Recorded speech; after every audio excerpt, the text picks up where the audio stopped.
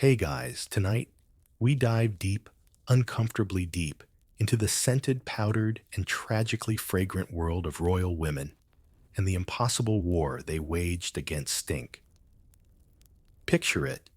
You're wrapped in a dozen layers of brocade, stuffed into a room full of velvet-clad courtiers and candle wax, and someone just peeled a pear on the other side of the palace. And somehow you can smell it. That's how bad everything else smells. So before you get comfortable, take a moment to like the video and subscribe, but only if you genuinely enjoy what I do here. And drop your location and local time in the comments. I love seeing the global parade of bedtime historians who somehow think reading about powdered wigs and fermented foot sweat is the key to a good night's sleep. Now dim, the lights maybe turn on a fan for that soft background hum, and let's ease into tonight's journey together. You open your eyes to the rustle of skirts and the faint clink of perfume bottles. It's still dark outside, but you're awake, which means you're behind schedule. You're not a queen yet, but you are a highborn lady, and that means you're about to engage in a full-scale assault on every natural scent your body has spent the night brewing under 4 blankets and a 5-pound wig. Even before you sit up, a handmaiden is already dabbing rosewater on your wrists, your forehead, and behind your ears. Not because it helps you smell good, but because, frankly, if you don't start masking the musky bouquet of your natural self, now the whole court might pass out by second breakfast. It's not your fault. Bathing in this royal time capsule you now inhabit is, let's say, discouraged. Medical experts, by which we mean men who think sneezing balances your humors, believe too much water opens your skin to disease. So you bathe maybe once a month. Maybe. The rest of the time you wage olfactory warfare with perfume. But this isn't the misty spritz of a modern bottle. No, this is oil-based, resin-thick, amber-hued elixir that clings to your skin like gossip in a royal salon. You rub it in and immediately become a walking potpourri dish. A little jasmine behind the ear. A streak of civet yes from a gland near a wildcat's rear on your neck. A touch of violet on your gloves, which you'll soon wave near your face like a scented shield when someone less perfumed wanders too close. There's an entire unspoken hierarchy to who smells like what. The queen smells like rare roses. The duchess smells like imported frankincense. You're somewhere in the garden variety floral department, literally, because actual flowers crushed and boiled into waxy balms are your only defense. The palace itself, let's just say, it has an aura. You step into the corridor and are hit with the full bouquet damp stone burnt tallow, from the night's candles, lingering goose fat from supper, and the unmistakable tang of something decomposing in a corner no one's had the nerve to clean. There are no air fresheners, no ventilation systems, just velvet curtains soaked in centuries of smoke and secrets and tapestries that have absorbed the scent of every passing monarch's pet and perspiration.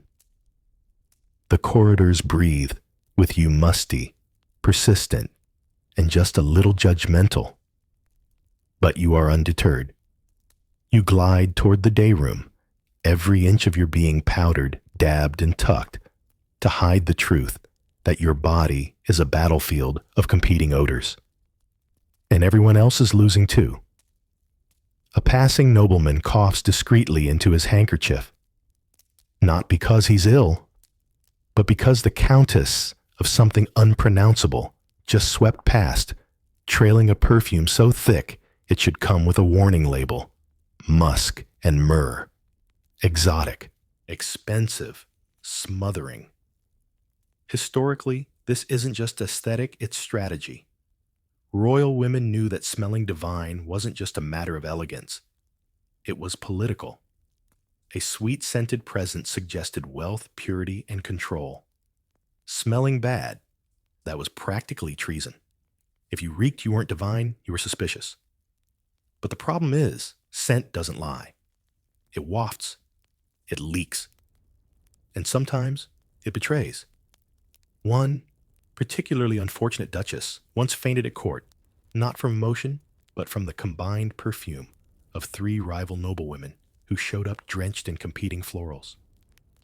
Historians still argue whether it was the gardenia or the civet that finally tipped her over. Even fans, the folding kind, not the mechanical kind, humming gently in your modern bedroom, were part of the strategy. Painted with gold leaf and sprinkled with fragrant powders, they served as emergency defense when a breeze carried someone's morning breath across the banquet table. You'd fan once for politeness, twice for warning, and a third time if you genuinely feared unconsciousness. Let's not forget letters. Yes, even correspondence was perfumed. Royal ladies would douse their love notes or official messages in rose or lavender oil before sealing them. It wasn't just romantic, it was insurance. If your words didn't charm, maybe the scent would. Though sometimes the wax seals melted slightly in the heat and turned those rose-scented poems into a sticky bouquet of desperation. And of course, there was always that one poor lady-in-waiting assigned to carry the pomander, a small metal orb filled with scented herbs and resins swinging delicately from a chain. It was the 17th century equivalent of an emergency air freshener. You didn't just carry it, you clutched it, especially when someone important looked like they were about to sneeze or swoon from proximity. Still, none of it really worked. Not entirely. The truth, the great secret of royal elegance, was that even with all the perfumes, powders, oils, and gloved hand waves, the court still stank. The human body is stubborn. It sweats. It breathes it, occasionally forgets not to eat 5-day-old duck, and no amount of jasmine can hide that forever. You feel it yourself now, as the warmth of the fire rises and beads of sweat begin to form under your many, many layers of silks and velvet. The perfume starts to curdle slightly on your skin, morphing from floral into something vaguely acidic. You catch the scent and wince. There's no fixing it. You smile, nod politely, pretend you smell nothing but roses, and you remind yourself for the 1000th time this week that being royal means never letting them see you gag. You glide through the corridor like a scented ghost, and with every step, your silken skirts swish against your ankles, each fold a sponge for yesterday's sweat and last week's spilled gravy. You don't stop walking, because to stop moving in this palace is to invite the full horror of its aroma to settle on you like dew. And you know what's coming. Breakfast. Or more accurately, the royal breakfast chamber. A room where heat meat and unwashed nobility combine to form the most ambitious assault on human nostrils since the last summer hunt. You step through the double doors, and it hits you like a warm, poultry-flavored fog. Sausages, burnt toast, and something you suspect used to be fish, all steaming atop silver platters that haven't been polished since your grandmother's coronation. But worse than the food is the furniture. Heavy velvet upholstery, wooden chairs with embroidered cushions and thick drapes lining every wall. There is no airflow here, just a heavy perfumed stillness that clings to everything like powdered mold. And the courtiers. Oh, they're already seated, already sweating, already dabbing their temples with perfumed cloths that smell vaguely like panic. You take your seat beside a duchess who's layered her scent so thickly she might spontaneously combust if someone lights a candle too close. Her gloved hands tremble as she lifts her goblet, probably not from nerves, but from the cumulative weight of rose oil and regret.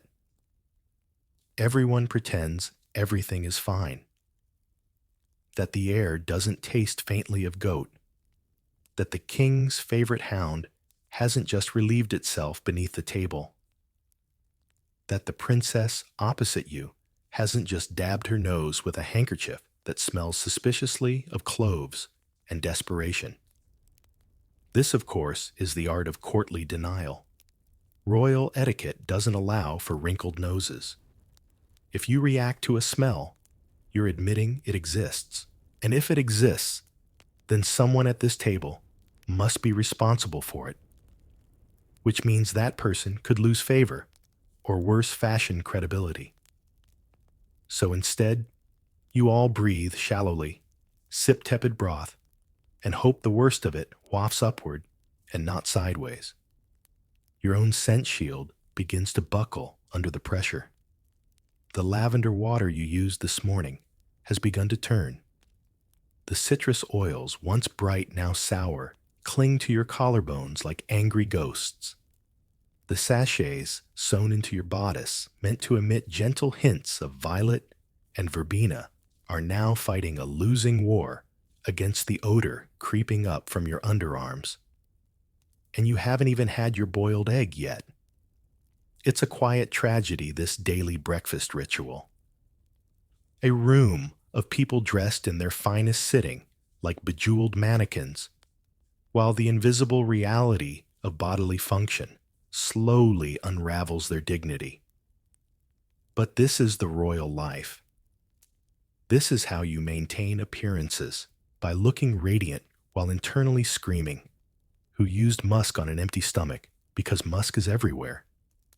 The favored perfume of the age musk, especially in its natural form, is derived from glands located, well, let's say somewhere very private on a deer.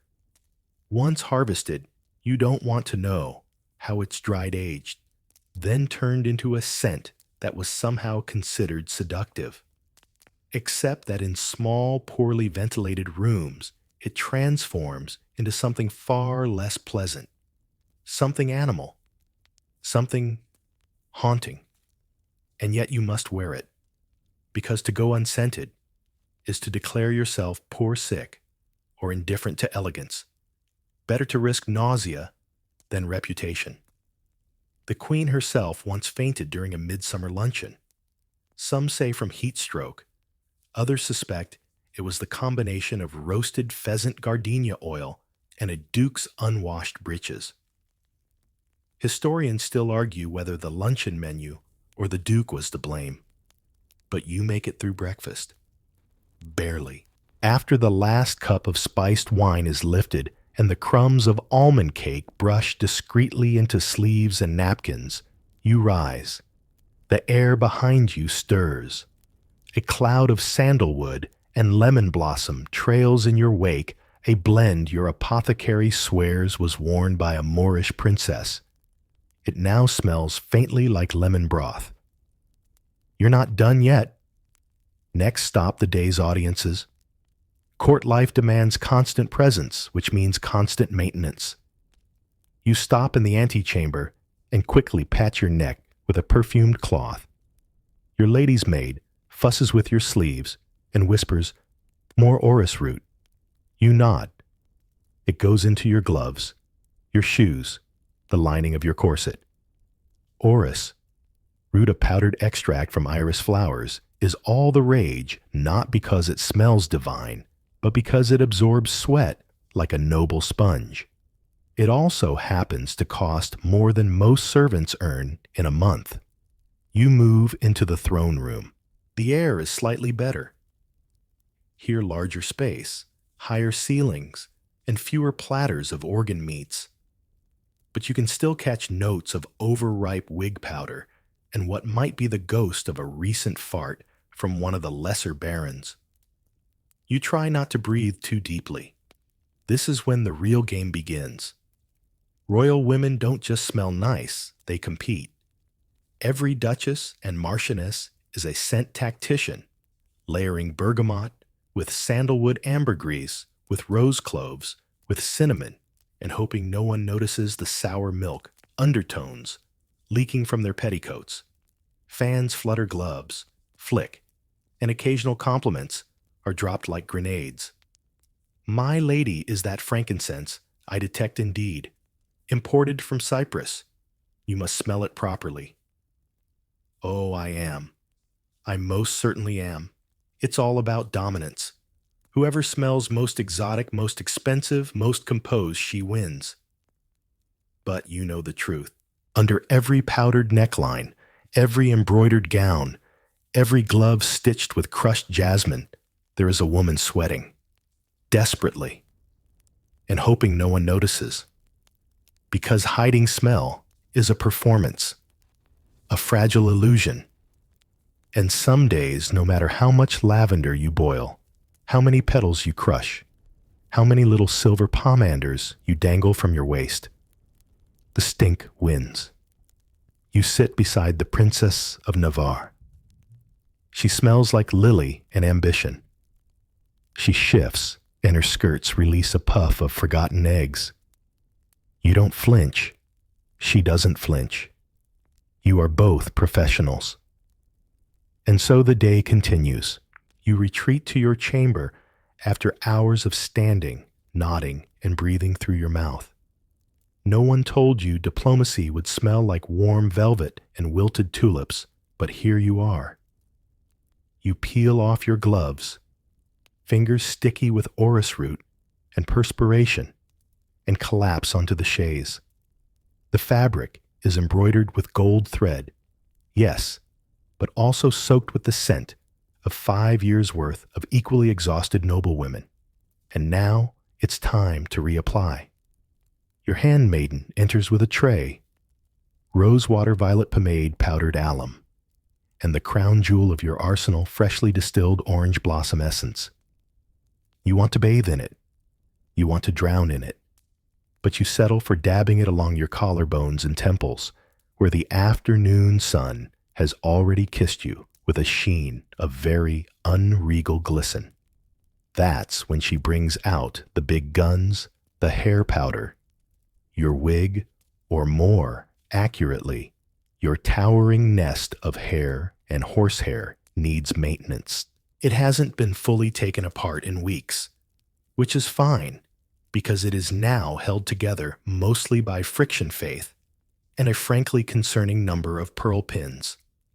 You lean forward slightly, and she begins the ritual, a dusting of lavender starch, crushed dried roses, and enough flour to bake a modest biscuit. The room fills with a fine cloud of scent and particles. You blink as some of it settles on your lashes. The powder smells better than your scalp probably does by now, which is exactly the point. Underneath your natural hair hasn't seen sunlight or soap in over a fortnight. It's humid. It's mysterious. It's, if you're honest with yourself, probably fermenting.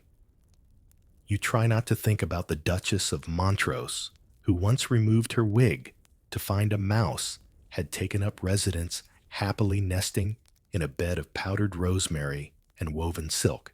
Historians still argue whether it was one mouse or two, but the moral is clear: if you don't clean under there soon, someone else might move in. Still, the wig is necessary, because under that towering confection sits the same secret shared by every woman at court: a scalp that itches sweats and sometimes smells faintly like damp laundry left too long in a basket.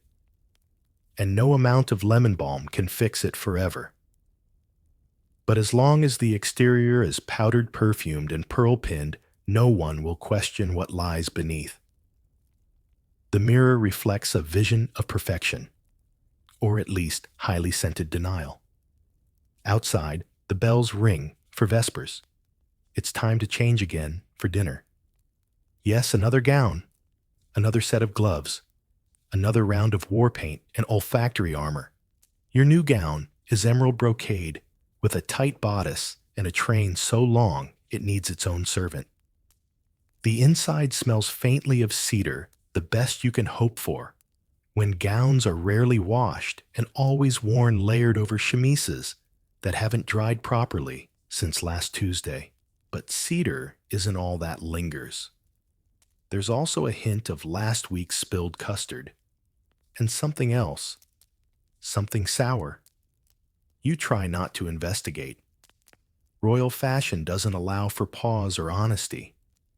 So you cinch the corset tighter stuff, a few extra sachets of lavender and mint into your sleeves, and descend to the dining hall, perfumed to the point of dizziness. By now, your skin is a topographical map of fragrances, jasmine valleys, bergamot hills, and a rising musk tide around the neckline. The Duchess beside you smells like cinnamon and something faintly burnt. You exchange a polite nod as you take your seats. Dinner begins. Roast meats arrive first, swimming in sauces, and accompanied by vegetables that may have been fresh once. The smell is overwhelming. Grease, onions, garlic. The court dines by candlelight, and the warmth only intensifies the aromas. You hide behind your scented fan, fluttering it just enough to redirect the worst of it, without causing a draft strong enough to unseat your wig. Servants scurry. Dogs bark, a pheasant lands on a tray and slides nearly into a baron's lap. No one notices. They're too busy choking politely on goose fat and clove-scented air. At some point, a footman knocks over a jug of wine. The liquid soaks into the carpet, a tapestry from Florence that hasn't been cleaned since the last war, and releases an unexpected bouquet of mildew and memories. You don't blink. You merely smile and turn your head slightly, pretending to examine a tapestry while desperately inhaling the orange blossom you rubbed into your glove. Even conversation is perfumed. Compliments about someone's gown are often code for "I can't smell you yet, well done." Questions about the origins of a lady's scent are often thinly veiled jabs. "Is that patchouli how?" Rustic. You hold your own until dessert arrives. Fruit cheese and something allegedly made of custard and almonds begin to steam gently on the table. The combined aroma with the heat of the candles turns the air into a sweet, sour fog. Your temples throb. You're not sure whether it's the nutmeg, the civet, or the sheer number of smells currently orbiting your head. You excuse yourself with grace and urgency. Back in your chamber, you collapse again. A foot bath awaits, a rare luxury. Not a full bath, of course. Just warm water for your feet, scented with rosemary and a dash of vinegar, because the court physician insists it wards off miasmas. You don't care.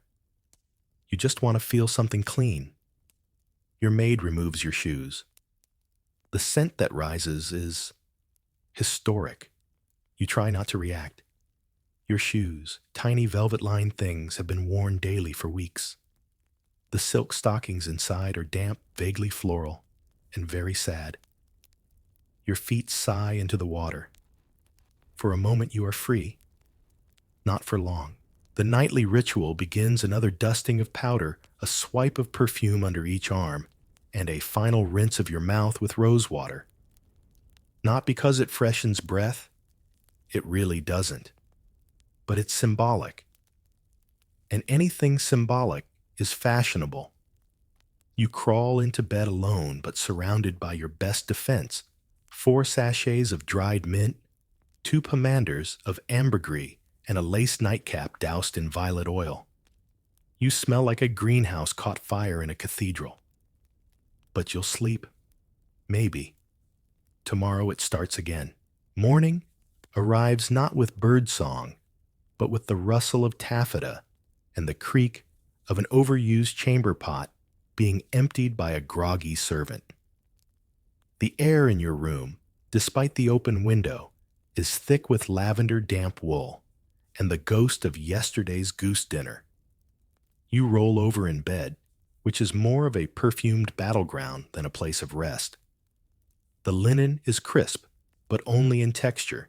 Its scent is a stale cocktail of rosewater starch and a faint mildew bouquet no amount of sachets can fully subdue. You know you smell, but the goal isn't to erase it. It's to disguise, distract, and dazzle with olfactory sleight of hand. A quick sniff of your armpit confirms what you already know: the powdered layers have baked into your skin like scented pastry. Your maid appears with your morning toilette, a ritual that takes hours and produces results that last about 15 minutes. You sit upright, chin high, as a fresh wig is secured atop your scalp, with pins that could probably be classified as weapons. The wig smells marginally better than your last one. It was stored in a lavender-lined box, though something tells you it also spent time under a cat. The real problem, of course, is your hands. Gloves are not just a fashion statement, they're containment. Royal women's hands are rarely clean. You don't chop wood or skin animals, but you do touch scrolls coated in ink, eat finger foods at banquets, and clasp a lot of clammy nobleman fingers during court functions. The result? Hands that smell like quill ink nutmeg and last night's eels. The solution? Perfumed gloves. They are soaked, literally soaked in fragrance.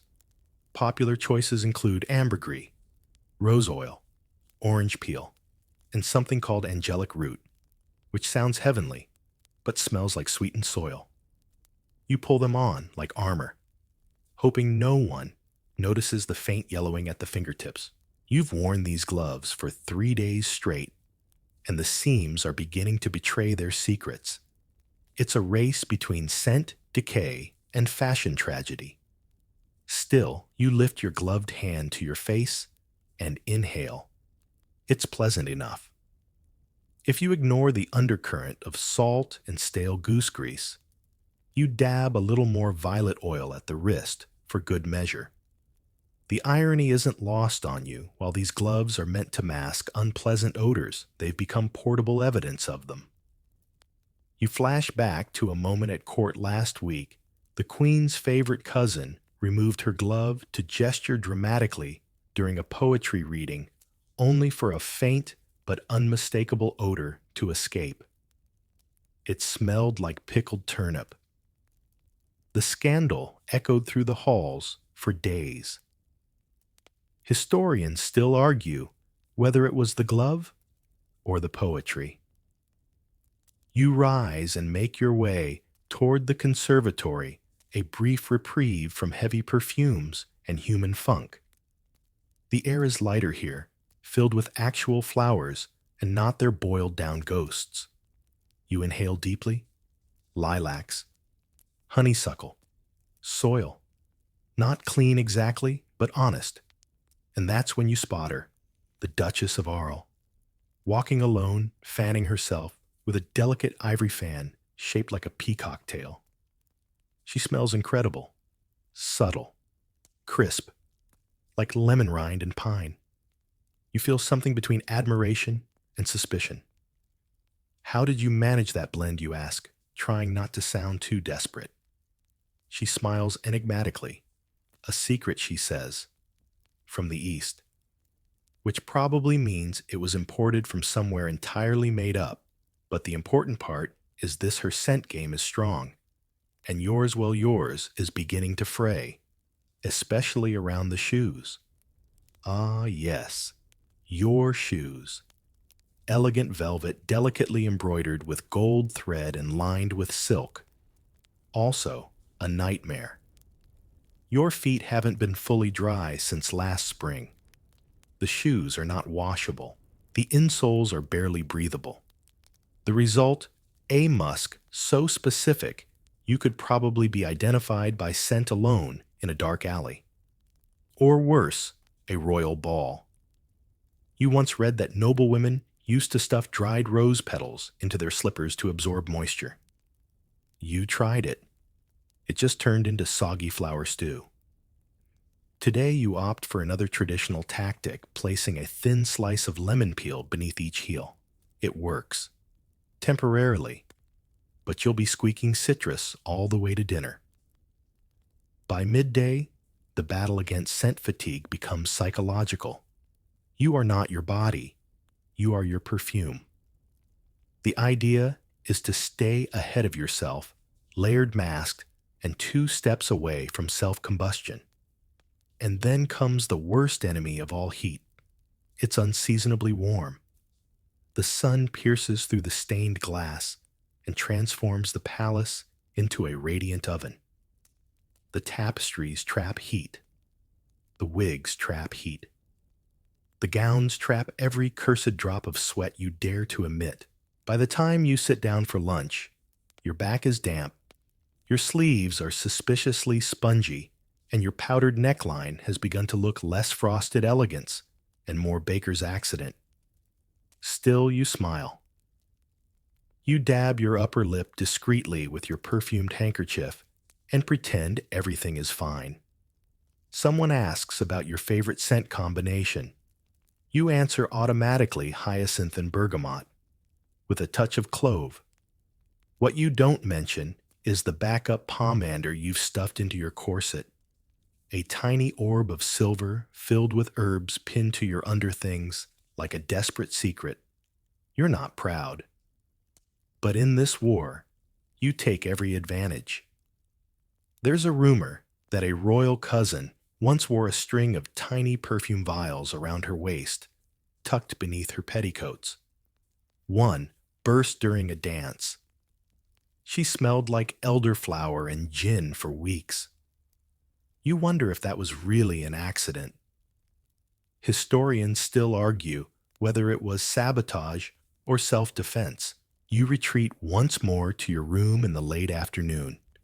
The sunlight is faded, but the scents have not. Your chemise is damp at the collar and cuffs. Your stockings feel like they're hiding a rain cloud. The gloves come off and release a puff of scent and dampness so alarming you immediately order them burned. Your maid obliges without question. She brings you a fresh pair, lined with beeswax and rosemary, and a cup of elderflower cordial.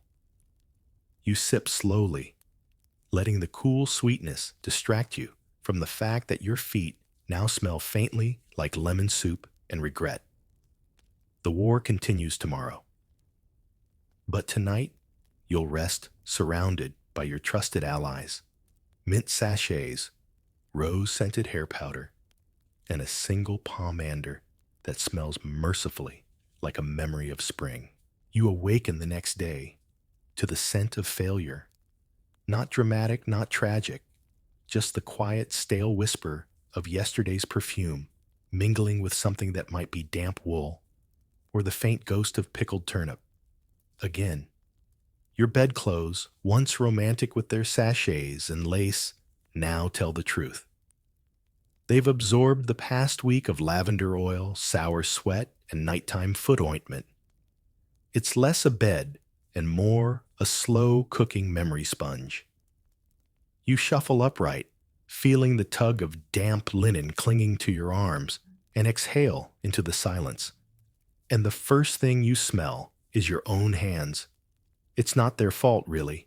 You tried. You wore gloves to bed, lined with herbs, scented with clove and wax, but still, the reality creeps in.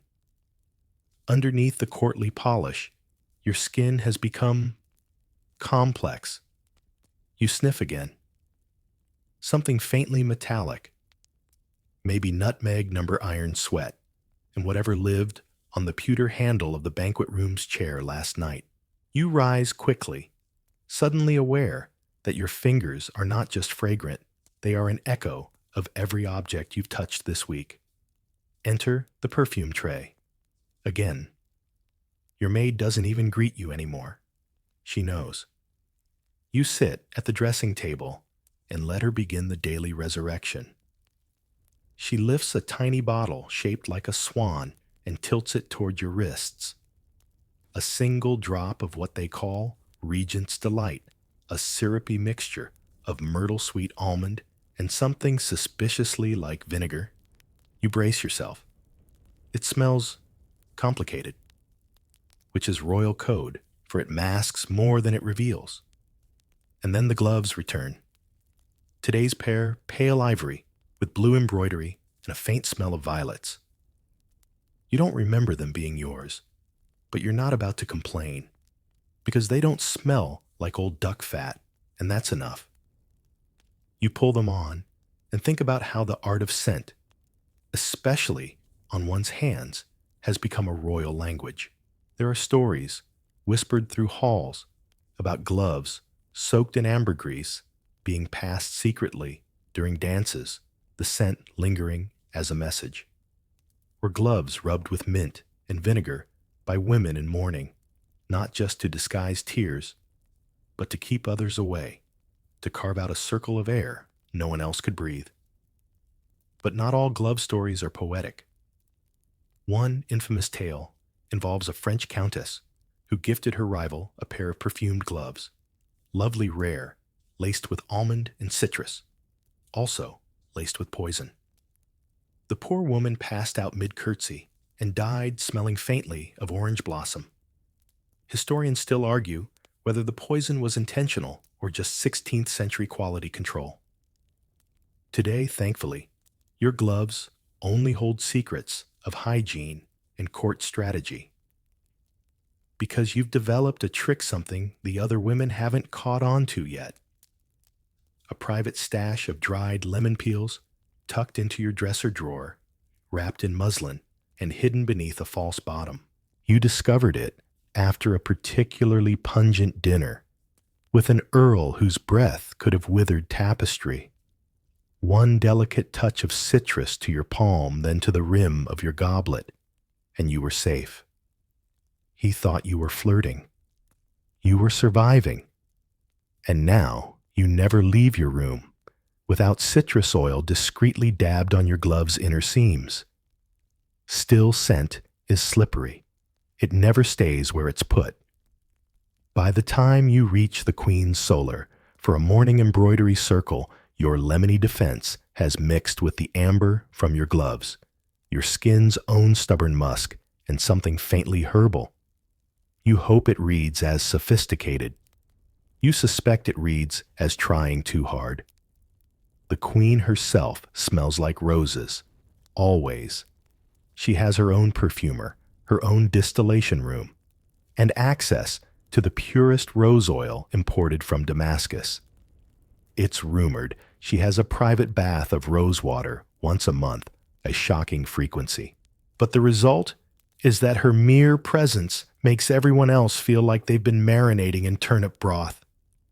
You sit beside the Marchioness of Kent, who smells like clove-stuffed oranges, and across from the Countess of Harrow, who smells like tension. The Countess glances at you. Her nostrils twitch slightly. Is it judgment? Is it jealousy? Or is she simply trying to identify the citrus note she can't quite place? You offer her a smile. Raise your gloved hand to adjust your collar. Let the scent linger. The embroidery circle goes on. Silk threads, awkward compliments, and the soft, muffled aroma of a dozen royal women trying not to overheat in a windowless room. Then someone sneezes. A small one. But in this silent, thickly scented room, it might as well be a cannon blast. Eyes flick toward Lady Alamp, who delicately wipes her nose and murmurs something about pollen. But everyone knows the truth. Pollen isn't the problem. It's the incense burning in the corner, brought in to purify the air. Instead, it's blending with the musk and clove and powder to form a fog so dense you could slice it with a lace fan. Which you do. More than once. Your fan is old carved bone lined with silk and laced with lemon balm from 3 summers ago. You waft gently. Inhale. Exhale. Pretend you're serene. The Countess of Harrow is now eyeing your fan like it holds state secrets. After embroidery, there's a brief pause. Time to refresh. which is code for frantically rescent yourself before the midday meal because the breakfast parlor smelled like overripe cheese and everyone noticed. You escape to a side chamber. There alone you remove your gloves. The inside is not great. Damp floral, vaguely metallic. You dab your hands with vinegar water, a trick borrowed from the kitchen staff. It cuts through the funk like truth through court flattery. Then a dry cloth, then a final layer of pomade, made from lemon peel, crushed herbs, and a pinch of powdered sugar. It smells like a candy merchant's dream, which is the exact opposite of your current state. You slide on a new pair of gloves, plain unmarked, but freshly perfumed with lavender and sandalwood. They fit snugly. They hold. You glance at your hands and think these are the hands of someone in control. Someone who understands the stakes, because scent for royal women isn't about pleasure. It's about power. It's about walking into a room and having your presence acknowledged before you speak. It's about turning heads without lifting a finger. It's about surviving the very human, very unroyal truth that all of us, no matter how powdered and perfumed, eventually smell. And some of us simply learn to hide it better. You rejoin the great hall just before the midday meal is announced, and already the air feels thick with anticipation, and not just for the roast swan. Every woman, every duchess, every perfume contessa is now fully armed with their midday scent strategy. There are subtle gestures all around a wrist pressed momentarily to the nose, a fan fluttered with exaggerated nonchalance, a veil adjusted just enough to mask the nose while maintaining perfect posture. You're not at lunch. You're in a silent battlefield of aromas. The Marchioness of Belvoir arrives late as usual. She moves like a painting, smooth, graceful, and trails behind her a scent so strong and syrupy you can taste it from 3 tables away. Amber and cinnamon laced with what might be honey. It's bold, intoxicating, and entirely excessive. You briefly wonder if she's trying to mask a scandal, or if she just spilled half a bottle of perfume during her corset tightening. But here's the game. No one says a word, because in this world, perfume is performance. And like any performance, it must be applauded even if it makes your eyes water. You nod politely, say something complimentary about her gown, and discreetly angle your face toward the window where a crack of air offers the mercy of less scented oxygen. You're seated between the Viscountess of Ormsby and the Lady Clarendon, both of whom favor more subtle blends. The Viscountess smells faintly of lilies and lemon oil, almost pleasant until the food arrives, and the combination begins to resemble lemon gravy. Lady Clarendon, on the other hand, has gone with a powder-heavy root. Her gloves leave little white prints wherever she touches, and the air around her is dry, musty, and vaguely ecclesiastical, like an over-perfumed church pew. And then, as if summoned by scent alone, the king enters. The room stills. His presence is not overwhelming, but the cloud of spiced leather and wine that follows him definitely is. Royal men, of course, are not expected to wage the same daily war against bodily odor as women. A splash of cologne, a scented sash, perhaps a pomander tied to a belt.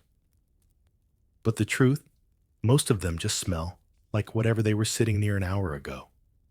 And sometimes that's the hunting dogs. But today, the king smells expensive. Overbearing, but expensive. Musk, clove, a dash of frankincense. And it's enough to reestablish his presence at the center of every conversation, every glance, every breath, held slightly too long by the nearest noblewoman. You focus on your meal.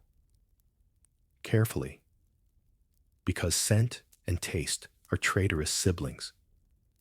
The roasted meat before you looks delicious, but the waves of lavender and orris root from nearby diners have turned your appetite into something suspicious and guarded. You cut a piece anyway, chew thoughtfully, and nod, as if this is the best thing you've eaten in weeks. It isn't. But pretending is half your job. It's during the third course, an overcooked pigeon, and a wilted lettuce concoction that the conversation shifts to court gossip. She's using musk now, someone whispers. Directly on the skin.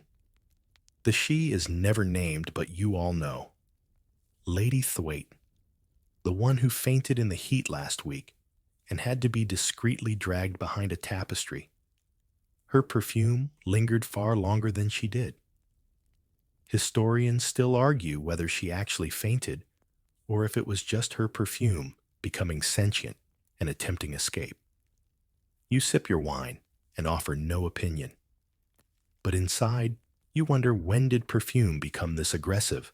Once scent was about subtlety. A brush of rose oil on the temples, a clove-studded pomander to ward off plague. But now it's power, it's territory, and it's far too easy to go too far. There's even talk, quiet treasonous talk, that some women have begun creating custom scents. Not the standard florals or Eastern imports, but entirely new blends. Basil with vanilla, sea salt with mint. Scandalous, exciting, possibly dangerous. One such woman, rumored to be the daughter of a Venetian spice merchant, was apparently seen leaving a noble ball smelling of rosemary leather and what could only be described as toasted almonds. Reactions were mixed. Some fainted. Some applauded. One elderly duke tried to bite her glove, thinking it was dessert. You envy her boldness, because your own collection of scents is growing predictable. Lavender in the morning, citrus by midday, musk only for emergencies or when sitting near the archbishop, who smells perpetually of incense and disappointment.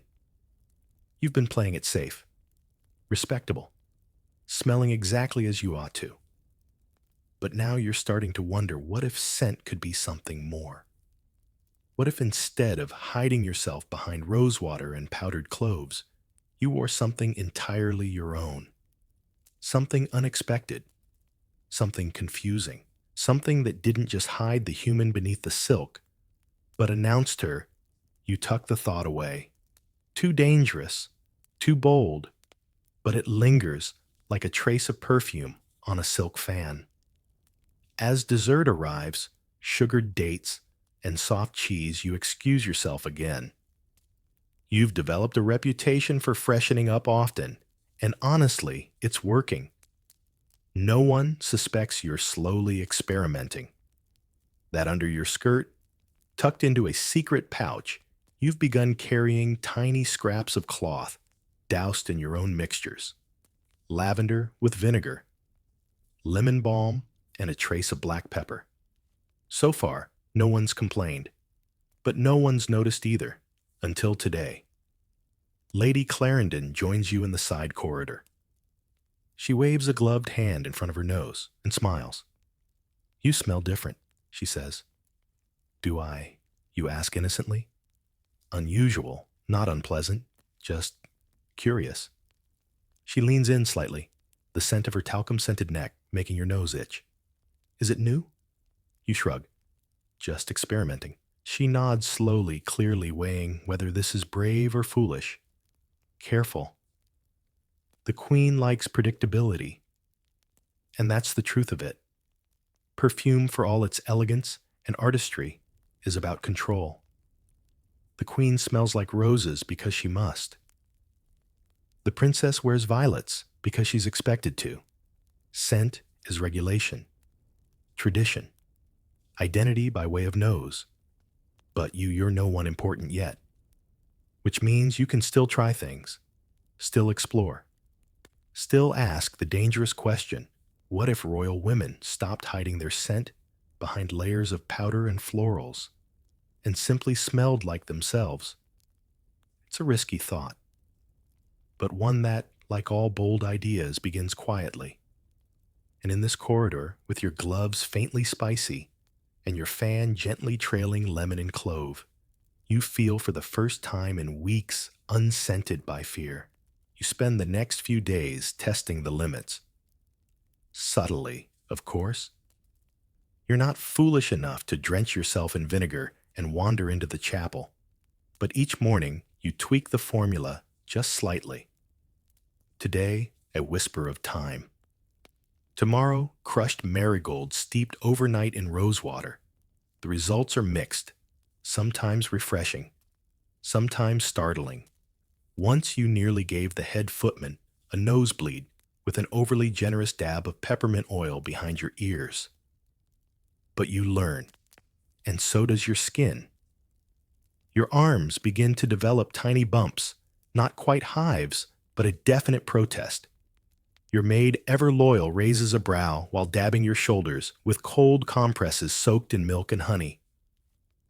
Perhaps she says gently, "Not every herb was meant to be worn." You nod. But the itch is worth it, because something is shifting. People are noticing. A whisper here, a glance there. A lady in waiting who sniffs the air as you pass and murmurs, "What is that? It's not floral." They can't place it. And that's the point. Of course, not all attention is welcome. At supper, the queen's cousin, a powdered perfume sculpture of a woman who smells perpetually of sandalwood and scorn, catches your arm during a toast. Her gloved fingers tighten just enough to make the moment uncomfortable. "You're smelling quite creative," she says, lips pursed. "We do hope you're not overstepping." The nose remembers, and so does Her Majesty. You smile as pleasantly as possible. "Of course not, my lady. Just a hint of lemon blossom." A lie. Tonight's blend is cardamom mint and a touch of clove steeped in brandy. But it sounds innocent enough. And cardamom doesn't have a royal signature yet. The truth is, perfume is political. Always has been. The court has long decided which scents are appropriate for whom. Roses for queens. Violets for virgins. Musk for married women, but only in moderation. Sandalwood for dowagers. Cinnamon for bold matrons with landholdings and no shame. Anything else, dangerous, exotic, potentially scandalous, and worse, unpredictable. Which brings you to the true risk of your new venture, not disapproval, but confusion. Scent isn't just identity, it's reliability. A lady who smells like roses smells like control. A lady who smells like lemon and peppercorn. What is she hiding? You'd be surprised how many nobles fear, not stink, but surprise. Your maid shares stories while brushing your hair of women who tried foreign oils and were quietly blacklisted from court events. One girl tried a blend of eucalyptus and honey. Her gowns were burned. Another swore by garlic tincture as a health remedy. She was married off to a German count and never seen again. Historians still argue whether she ever made it to the border. Yet there's another layer to this story. One soaked not in rosewater, but in poison. Because the royal world has a long and complicated history with scent and death. A delicate vial slipped into a glove. A powder dusted onto a fan. A necklace filled with mercury-laced balm. Perfume as camouflage, as delivery method, as a weapon no one suspects until it's far too late. You're not playing that game. Not really. But the thought lingers.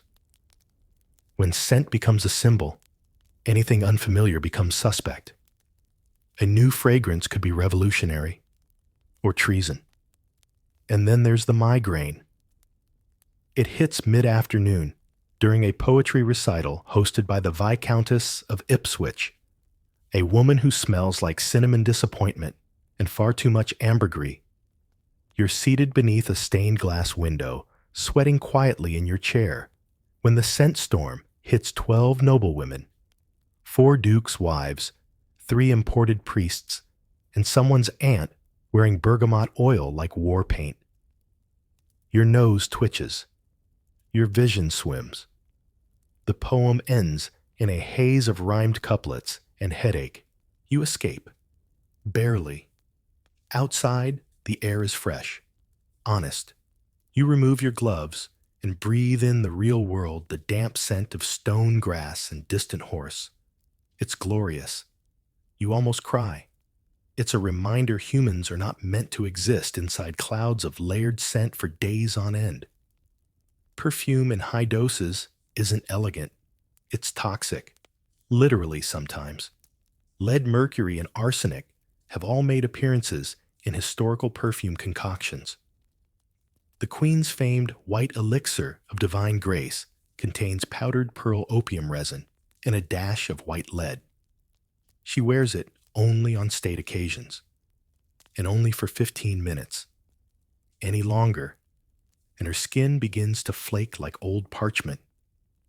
You've read accounts, quiet hidden pages of royal women who collapsed after years of daily perfume exposure. Not from scandal, not from heartbreak, from long, slow poisoning via their own vanity. Your own collection now sits carefully labeled and cautiously applied. No more full skin dousing, no more palmfuls of cinnamon oil, just delicate daubs, touches, wisps, and always followed by milk compresses. Still, the Queen hasn't spoken to you in 3 days. That's a message. So tonight you return to safety. Rosewater at the temples, violets in the sleeves, lavender on the hems. Familiar, forgettable, comforting. But before bed, you retrieve a scrap of linen from your drawer, a test piece soaked in orange peel and coriander tucked away beneath your stockings. You lift it to your nose. It's strange, sharp, slightly spicy. You smile, because sometimes the most powerful thing you can do in court isn't to blend in. It's to smell just slightly wrong. Not offensive, not loud, just unexpected. And let the whispers begin again. You're summoned at dawn, not by trumpet, not by scandal, though both have happened, but by the quiet knock of a footman and the trembling whisper, Her Majesty requests your presence in the East Conservatory, which is either very good or very bad, depending entirely on what scent you chose yesterday. You sit bolt upright, hair a mess, fingers slightly sticky from last night's lemon balm experiment. You barely slept. A perfume vial burst in your nightstand, and the room now smells like a love letter from a medieval apothecary. You wave for your maid, quickly, quietly. This is a moment for composure and neutral tones. Nothing bold, you tell her. Not citrus, not mint. Nothing that might suggest I'm trying to be clever. She nods and brings out the safest vial in your collection, Rosewater. You sigh. It's like returning to an old, overbearing aunt, familiar cloying, but at least you know how to behave. You dab your wrists, your neck, the inside of your elbow. You even line your handkerchief with it, just in case. Then clean gloves. No embroidery, no residue. Fresh from the linen chest and only faintly dusted with lavender powder. Your shoes are plain polished and miraculously dry. You pull yourself together, because today you might be asked to justify your smell. The conservatory is all glass and condensation.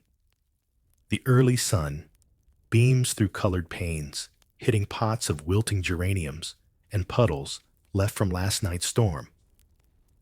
You see her there, the Queen, standing like a statue back to you, hair curled and towering, her scent reaching you before her voice does. Roses. Always roses.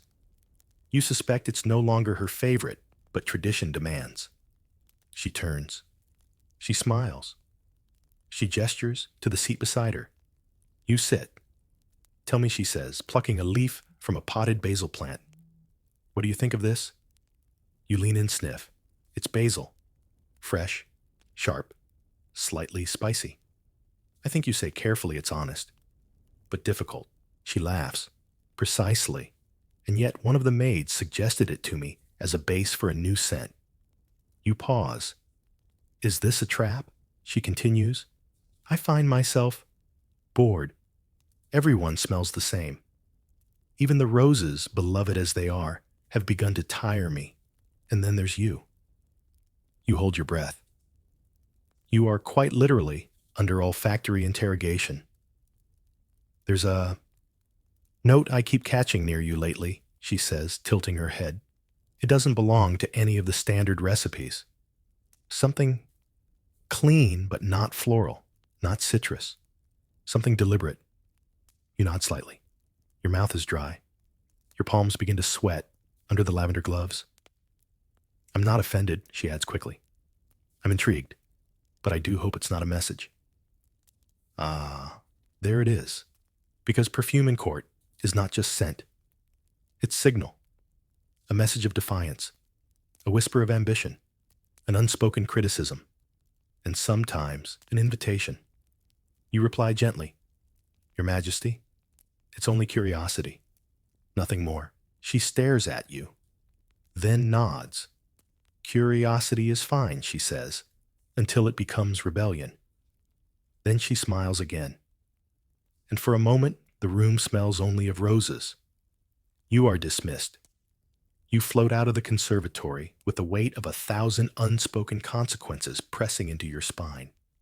You don't run. You don't cry. You don't even sweat, mostly out of fear, which has a cooling effect. Back in your chamber, you remove the gloves. They're damp now.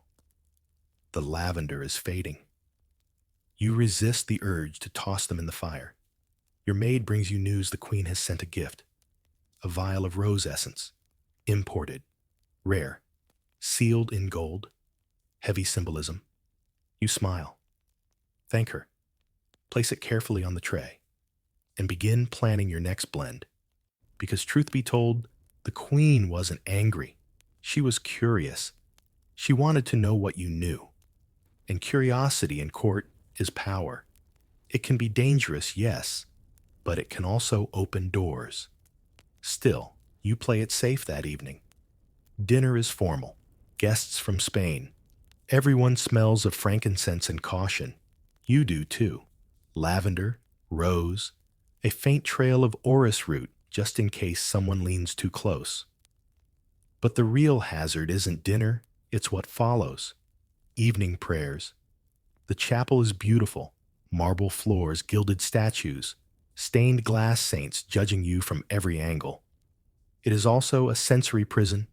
Incense, candles, old wood, dust, and the overwhelming odor of people who've been sitting too close together for too many hours. You kneel. You pray. You gag slightly. The incense is overwhelming, thick coils of myrrh and frankincense that rise like holy smoke, but settle like mildew in your lungs. Royal women are expected to smile through it, to appear serene while the back of their throats burn from sacred spice. You begin to understand why some of the older duchesses bring pomanders into the pews. One such duchess sits beside you now. She's ancient quiet and smells like cinnamon bark and funeral linen. She catches your eye and offers her pomander, a polite gesture rare. You accept. Inside a mixture of clove lavender and a hint of mint. You inhale. You nearly cry. It's bliss. After prayers, you walk together. She says nothing until the corridor is empty. You've started mixing your own, she murmurs, not unkindly. You nod. Be careful, she says. The court pretends to hate novelty. What it truly hates is boldness that succeeds. Then she turns and vanishes into the velvet gloom. You return to your room and find a note on your pillow. From your maid. Just 4 words. She liked your scent. No signature. No seal. Just that. You sit exhale and finally let yourself smile. It's a small win. But in this world, small wins are scented like triumph. You awake to rain. Not gentle, poetic rain, but a downpour that turns palace gutters into rivers and the stone corridors into cold, dripping echo chambers. It's the kind of weather that ruins silks, soaks petticoats, and most disastrously awakens every trapped scent lurking in the velvet, the wood, the furniture, and the people. And you've been invited to breakfast in the Queen's Garden Hall, a glass room, dozens of courtiers, no airflow, no escape. You dress cautiously, multiple layers of linen beneath your gown, to absorb sweat before it reaches your outer fabrics. A new blend of perfume today, ginger root steeped in lemon water lightly touched with lavender, just sharp enough to hold its own in a room full of damp nobility. You line your gloves with mint powder, tuck a clove-studded sachet into your sash, and whisper a quick prayer to whichever saint handles olfactory disasters. The garden hall is already steaming by the time you arrive. The scent hits immediately: wet wool, damp stone, perfume, mildew, and the unmistakable tang of last night's wine sweat trying to disguise itself under rosewater. You keep your face still, neutral, serene. Inside your nostrils scream. You take your seat next to a baroness who smells like wet dog and oranges. On her own, not terrible, but in this soup of rain-damp clothing and desperation, devastating. You turn slightly toward the open glass window, which is fogged with breath and dripping from condensation. Someone brings you a cup of rosehip tea. You take it gratefully, mostly to hold it under your nose. Breakfast arrives: boiled eggs, pickled onions, warm cheese, and honey-drenched bread. Each scent takes on a monstrous life in the heat. The pickled onions make someone across the table visibly flinch. The honey bread melts into the scent of sandalwood and creates something disturbingly similar to rotting fruit. Conversation turns to hunting. Of course, the Queen's cousin is bragging about the hounds who everyone remembers soiled the Duchess of Westford's train last month during a garden procession. She still hasn't forgiven them. Or the Queen. Or gravity. The Queen herself remains gracious, composed. She smells the same as always, roses and powdered patience, but even that is struggling in the humidity. You wonder how many sachets she's hidden under her layers. 10:20. You reach discreetly into your sleeve and squeeze the tiny muslin pouch of thyme and lemon balm tucked there. A faint aroma rises. It helps. Barely. Then disaster. A servant knocks over a platter of fish pie. Not just any fish pie, cold trout onions, egg, and vinegar. The pie hits the floor with a damp slap. A moment of silence. Then, the smell. It rolls across the room like a fog of regret. You swear, someone behind you whispers a prayer. The Queen doesn't react. The Baroness beside you turns green. You excuse yourself as gently as possible. Back in your chamber, you throw open a window and hang your gloves to air out. They've taken on a new personality, one you don't like. The mint has turned. The lemon is sour. You wipe your wrists with a vinegar-drenched cloth and sit trying not to think about breakfast or onions or fish. Your maid enters holding a letter. It's sealed in blue wax.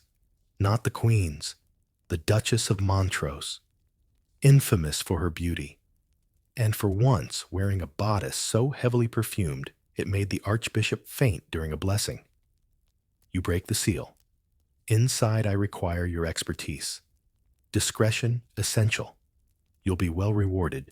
You blink, a summons, but not an ordinary one. A request for help. With scent. You arrive at her chambers that afternoon. They are unsurprisingly lavish. Silk drapes embroidered everything, and two enormous hounds lounging by the fire. She waves away the formalities. I've a problem, she says. A delicate one. She holds out a glove. Ivory lace. Elegant. You take it, inhale, and immediately understand. It smells wrong. Not bad, but wrong. Ambergris, you guess? Yes, with civet and musk, my usual. But now she grimaces. It's turning on me. It used to dazzle. Now it sours by midday. You nod. This happens. Scents don't behave the same forever.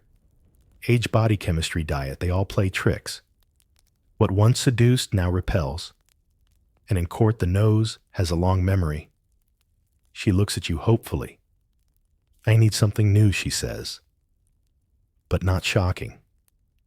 I'm not a Venetian merchant's daughter. You smile. You understand the game. You reach into your pocket and offer her a blend. You made last week lemon verbena basil and the faintest trace of cedar. She dabs a drop onto her wrist, inhales. Her eyes widen. It's fresh, she says, amazed, but not clean. It's interesting. You nod. It settles well. She presses the glove to her nose again, then laughs. You've saved me, she says. I was becoming predictable. You leave her chamber feeling strange. Pleased, yes, but also wary. Because now the Duchess smells like your blend, your scent, your secret. And in court, nothing stays secret for long. The next morning, 3 ladies smell faintly of lemon and basil. By noon, 6. By dinner, 10. You've started a trend, which is either a blessing or a sentence. Historians still argue whether you intended to shift court fashion or whether you were simply in the right place with the right vial. But one thing is certain, everyone smells like you now. And suddenly, your uniqueness has evaporated. You stand in the Queen's antechamber, listening to a servant recite the morning schedule, and everyone smells like your perfume. Not a variation of it. Not an inspired blend. Your exact mixture. Lemon verbena, basil, cedar. It trails from gloves, glistens on necklines, puffs out of scented handkerchiefs, waved casually in the stale morning air. It's everywhere. You nod politely, face blank, heart sinking. This wasn't the plan. You never wanted a scent empire. You wanted freedom, camouflage, a way to breathe while the rest of the court drowned in roses and denial. But now you're a trendsetter, which in court is another word for target. And just like that, the compliments start to curdle. You smell quite like the Duchess, one lady remarks, eyes flicking to your gloves with a smile too sharp. I'm afraid I blended this myself, you reply lightly. Of course, she says, as did she. Your maid confirms it later. The Duchess had her perfumer dissect your vile copy it and begin distributing custom versions by breakfast the next day. Some even come with clever names now. Morning Whisper, Cedar, Sunlight, Herbal Reverie. Your signature has become a storefront. You open your vanity drawer that evening and stare at your dwindling collection of secret vials. They look tired, used, public. You need something new. But now there's pressure. Now people are watching. If you pivot too suddenly, you'll be accused of chasing novelty. If you stay with lemon and basil, you risk becoming passé before the week is out. And so you do the only sensible thing, you go backward. Back to the first mixture you ever made, citrus oil, with a hint of vinegar and crushed bay leaf. Unrefined. Slightly medicinal. Nothing anyone would copy because nothing about it screams status. It just smells clean. You wear it the next morning beneath your gloves. Quietly. No announcement. Just a whisper of difference. You step into the throne room and immediately feel it. the invisible radar of courtiers searching for change. They lean slightly closer, pretend to admire your brooch, ask about your seamstress, but their noses are trying to detect rebellion. Only one person says anything, Lady Clarendon. She drifts past you, fans herself once, and murmurs, "Smells like vinegar." You smile. Bay leaf keeps the moths away. She raises a brow. "You're very brave." She means you're very foolish or very clever. At lunch, you're seated near two duchesses who smell like you did 3 days ago.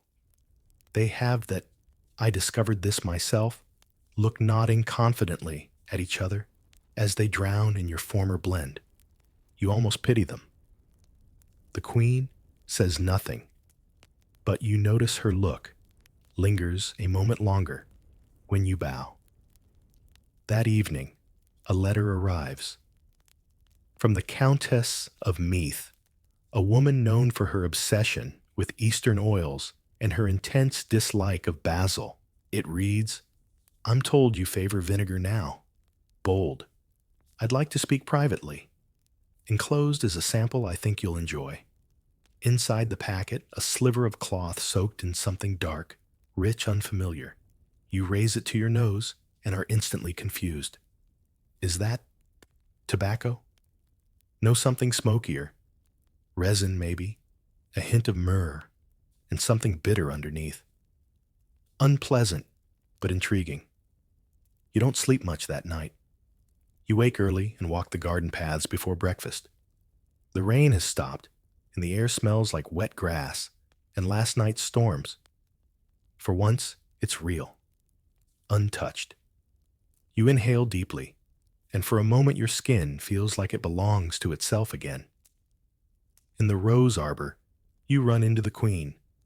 She walks slowly alone, arms behind her back. She smiles when she sees you. Not the polite court smile, but something real. "You've changed your scent again," she says, not unkindly. "Yes," you say. "I'm still searching." She nods. "We all are." Then she turns away and disappears between the hedges, leaving a faint trail of roses and sandalwood. You stand there stunned. Did that happen? Did the queen just agree with you? You return to your chamber with a new idea. You ask your maid for the cedar box beneath the bed. The one with your earliest failed experiments, resins, petals, oils that turn strange or stale. Together you begin again. No audience, no court pressure, just quiet blending. You try juniper and ink, clove and burnt sugar. Parsley, of all things, mixed with bergamot. None work. But that night after supper, you spill a few drops of frankincense into a dish of cold tea. Your maid swats at your hand, but you stop her. You dab your finger in and press it to your neck. The scent is odd, not beautiful, but it lingers in the air like a thought. You leave it there. Let it settle. The next day, you walk the halls again. No one says anything. No compliments. No raised brows. Just one silent moment when a chambermaid pauses, looks up, and whispers, "You smell like the end of a candle." You smile. That's exactly what you were going for. A week passes. You wear no perfume. It's not a statement, not a rebellion. You're just tired. Tired of waking up to gauze-wrapped fingers that smell like 6 kinds of root oil. Tired of tracking who's copied what blend. Tired of the subtle power plays disguised as compliments. You've spent so long chasing the perfect scent that you've forgotten what it's like to simply be. So you stop. No rosewater, no sachets, no mint tucked into sleeves. Just you, your skin, and the faint scent of soap that's actually seen water. You expect scandal, gasps, perhaps a quiet exile to a lesser breakfast table. Instead, you get silence, and it's oddly worse. People sniff in your direction and then move on, slightly puzzled. The Duchess of Arl leans in to whisper something, but changes her mind. A younger noblewoman, someone you don't recognize, asks if you're feeling unwell. That evening, you catch your reflection and realize what's missing the cloud. You're not a ghost of gardenia, not a breeze of citrus. You're just there, unadorned, breathing air that hasn't been tampered with. And suddenly you miss it. Not the compliments, not even the cleverness, but the ritual, the act of choosing who you'll be today just by scent. Without it, your reflection feels oddly flat, like a portrait unfinished. Your maid notices. That night, she brings a tray, not perfumes, but ingredients. Dried herbs, tiny bottles, fragments of wood and resin. I thought, she says, you might want to start again. You nod slowly, but not the way you used to. No more chasing trends. No more strategic masking. This time you build something slow, intentional, honest. Something that doesn't hide who you are, but reveals it carefully. You start with juniper. Not the oil, but the berries dried and crushed. Their scent is sharp, earthy, almost peppery. You mix them with a touch of smoked tea, then balance it with dried orange peel and a single drop of honey. It smells complicated. You test it on cloth. Wait. Smell again. The scent changes first, woody, then citrusy, then something almost like parchment. It's imperfect. And it's yours. The next morning, you wear it only under your collar. At court, no one comments. Not at first. But after the second hour, someone leans closer. Then the third hour, someone else tilts their head and breathes in your direction. By lunch, 3 people have asked if you've changed something. You haven't. You've clarified something. That afternoon, a visiting nobleman from Denmark stops mid-conversation, looks over your shoulder and murmurs, "You smell like ink and pine smoke." You don't correct him. You just smile.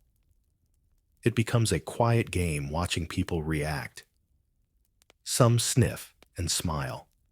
Some wrinkle their noses unsure. One viscountess sneezes and blames the flowers.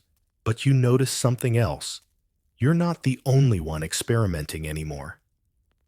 Lady Clarendon, previously loyal to talcum-powdered elegance, now smells faintly of thyme and rainwater. The Marchioness of Belvoir has abandoned her cinnamon for something mossy and dark.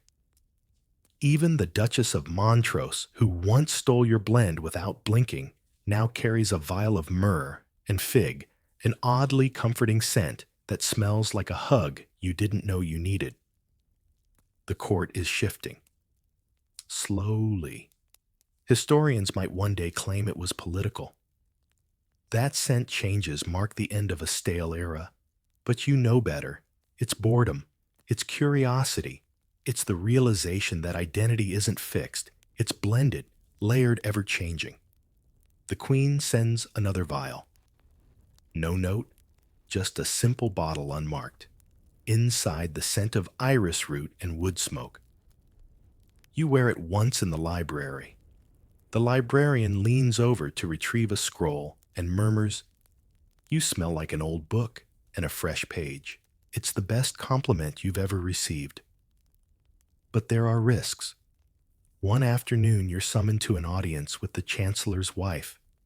She smells like power overripe jasmine and clove thick as oil and twice as heavy. She doesn't sit. She circles. "I hear you've begun guiding others," she says. "I've offered advice," you reply. Advice, she echoes, on scent. You nod, cautiously. She smiles without warmth. "Be careful. Influence has a scent, and people notice." Then she leaves. You return to your chamber shaken.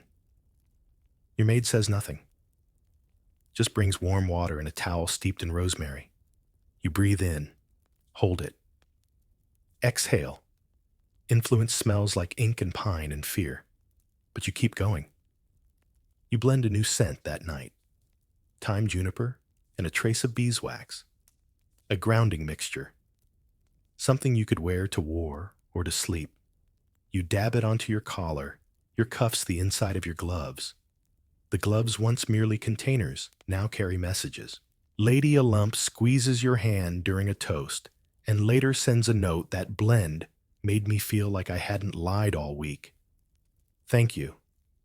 Scent, it turns out, can be truth, not the absence of odor, not the war against sweat, but the decision to smell like something honest, something human.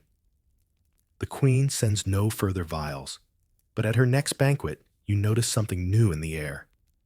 Less rose, more resin, less powder, more pepper. The room smells uncertain. It smells alive. And for once, it smells like possibility. The days grow shorter, and with them comes the subtle creep of autumn into the corridors. There's less sun in the morning. The air tastes of dry leaves and chimney soot, and slowly, predictably, the court begins to rot. Not literally, but almost. Summer perfumes don't translate well into autumn. Lavender turns sour. Citrus starts to smell like spoiled wine. Even roses eternal as they pretend to be wilt in the nose when paired with damp stone and fading daylight. And yet the women cling to them, spritzing more, powdering harder, dabbing frantically. You do not. You switch again. Your new blend is darker. Clove oak moss and the smoke of dried sage. Not overwhelming. Just enough to feel grounded. Earthy. A little bitter. The kind of scent that says, I am ready for this change, and I won't apologize. The shift does not go unnoticed. At supper, the Countess of Annesley leans over a tureen of onion soup and whispers, You smell like a forest fire, and I mean that lovingly. You nod. Thank you. It's the oak moss. She sniffs again, intrigued. Is that sage? Yes. She sighs. How bold. I'm still using lilies. They smell like morning at this time of year, but what can I do? The Queen loathes anything sharp. And that's the truth. Her Majesty's devotion to roses has reached a point where even mentioning patchouli can get you reassigned to the second table at supper. She insists that tradition is elegance and that scent is not seasonal. It's symbolic. But symbolism is a fragile thing when your audience begins to itch. Because now, the Queen's own ladies are sneezing. Not dramatically, not with flair. Just discreet, regular sniffs followed by pressed handkerchiefs and watery eyes. The rosewater, the constant incense, the powdered wigs. It's too much. The room is fermenting. You aren't surprised when one of the Queen's handmaidens catches you by the arm one morning and mutters, Do you have anything for itching eyes? And maybe something to clear the nose? You smile. Reach into your sash. Hand her a tiny cloth soaked in thyme and pine. She nearly weeps. Soon others begin to follow. One by one they come. At first it's all whispers and secrecy. A lady's maid here. A cousin's daughter there. But eventually, the Duchess of Montrose herself sends word. My blend has collapsed. I need something to counteract the mildew. You help. Quietly, carefully, one scent at a time. Your chamber becomes something between a sanctuary and a lab. Herbs hang from the ceiling. Oils line the walls. Vials crowd your desk like an army of possibility. Your maid, once skeptical, is now fully invested, steeping bark in boiling water, pressing herbs, filtering tinctures. Together, you are creating something that doesn't just smell pleasant. It functions. It protects. It says, I am aware of the season, and I have adapted. An adaptation is the most dangerous scent of all, because it implies that the rules were never fixed. The Queen is not amused. She doesn't confront you. She wouldn't. But the signs are there. She no longer lingers when you pass. She begins inviting the Marchioness of Belvoir to more private suppers despite the woman's continued obsession with orange and cinnamon. Worst of all, she stops sending vials. You've become unpredictable. You've become a trend. You've become something she did not approve. And still the requests keep coming. Lady Clarendon asks for something cooling. You give her mint and myrrh. The Baroness of Ormsby wants something strong enough to keep the kitchen smells off me. You hand her a cedar-infused handkerchief. Even the court musicians begin dabbing thyme oil on their wrists before performances. It keeps the nerves away, one claims. Historians will later call it a quiet revolution. But to you, it's just survival. The air is changing. The court is suffocating under its own perfume. You simply offered fresh air. Then one morning, your maid brings a message. Lord Chancellor's wife, she says, grimacing. She wants to meet. Alone. You hesitate. Your last encounter was tense. Still curiosity wins. You meet her in the library, of all places. She's already seated, gloved hands resting on an open book she clearly isn't reading. You've caused quite the stir, she says, without preamble. You smile. I've simply shared some blends. You've shifted alliances that you can't deny. She leans forward. You could have used this, turned it into currency, made enemies beg for your next recipe. But instead, you gave it away. I didn't want leverage, you say. She nods slowly. That's what makes you dangerous. You leave the meeting thoughtful. You hadn't considered yourself dangerous. Just curious. Just done with smelling like a tired tradition. But now you understand. Because scent, true scent, is personal. It changes with season, mood, breath. It tells the truth before words do. And the truth is starting to spread. By week's end, the Queen's own sister is wearing vetiver. And you've begun blending with fire. Literally. One night, while testing sage and cedar over a flame, you lean in too close and singe a ribbon. The scent, sharp, smoky wild, lingers in your hair for hours. You don't wash it out because it smells like the start of something. You begin to notice a shift in the way people look at you. It isn't quite respect. Not yet. But it's not curiosity anymore either. It's closer to calculation. A subtle narrowing of eyes. A weighing of presence. You've become something court women haven't had in decades, an authority without appointment, which is thrilling and exhausting, because now everyone wants to be original, which is hilarious really because they all come to you for help being it. You receive more notes in a week than you used to in a season. Each one is breathless with urgency. Do you think eucalyptus is too clerical? How do I make clove smell less like illness and more like flirtation? My husband says I smell like a smoked ham. Please assist. You oblige. At first. But originality, when mass-produced, becomes a kind of performance. And you can feel it, the edge dulling. The air thickening again. The uniqueness fading into replication. So you retreat. Not fully. You still attend court. Still nod and smile, and swirl your goblet beside duchesses who now smell like variations of your discarded ideas. But you stop mixing for others. Stop gifting vials. You go quiet. And in that silence, you start something new. It begins with a broken jar of aniseed. You hadn't meant to use it, but it cracked in your hand, scattering licorice-like shards onto your table. You cleaned them up, inhaled once, and froze. It reminded you of something, not a place, a feeling, sharp, cold, unexpected. That night you blend aniseed with bluebell and ink, just 3 drops, nothing more. It smells like walking alone down a hallway after everyone has gone to bed, like the flicker of candlelight on parchment, like solitude.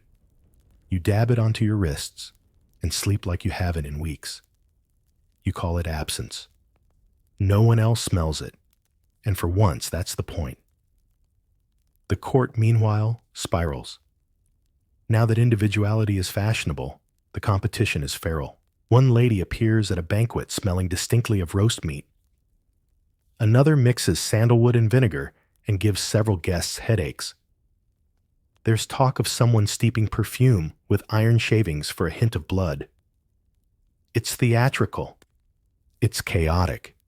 It's utterly unsustainable. And you drift through it like a ghost. You wear your new blends sparingly. One day, a touch of pine sap and parchment. The next, only wool and oil of bitter almond. Nothing floral, nothing sweet, nothing that begs to be understood. People notice. They whisper. They sniff. They lean in too close, trying to pin down what they can't quite place. You've changed again, they say. And you smile. Because you haven't. They have. Their noses are searching for trends. You're following instinct. Lady Clarendon corners you in the corridor one afternoon. "I thought we were done with subtlety," she says, fanning herself dramatically. "Everyone's shouting with their perfume now, and you've decided to whisper." "It's quieter at the edge of the crowd," you reply. She laughs, but there's a flicker of envy behind her eyes. The Queen finally addresses you during a formal supper. Not directly, but you hear the words clearly. "I miss order," she says to no one in particular. Scent used to mean something. Now it's chaos. Everyone trying to outsmell one another. It's vulgar. The room falls silent. She turns to you, eyes sharp. "Don't you think so?" You pause. This is delicate. I think you say chaos is often the middle part of change, not the end. The Queen blinks, then nods. Barely. Conversation resumes. But something shifts again. The next day, you're summoned not to the conservatory, not to the banquet hall, but to the Queen's private still room. Few even know it exists. Fewer are invited. It smells incredible. Not because it's pleasant, because it's honest. Lavender stems drying by the hearth. Crushed violets. Wax. Damp glass.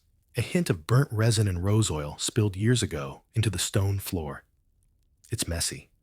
It's beautiful. The Queen greets you in her dressing gown. No guards, no maids, just her. "I used to make my own," she says, gesturing to the equipment. "Long ago. Before all this." She pours tea. Jasmine, but faint. Oversteeped. You drink anyway. "I thought scent was armor," she continues. "That if I always smelled like roses, people would treat me as untouchable.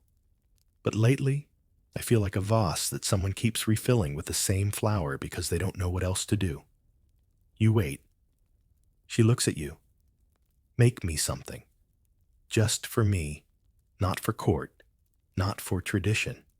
Something that smells like no one would expect." Your breath catches. You nod. You spend the next hour working in silence, not with oils and herbs, with memory. You ask what she misses. She says rain, ink, her father's gloves, the leather of old books, the way the garden smells before a storm. You find the closest approximations: myrrh, birch tar, a hint of leather balm.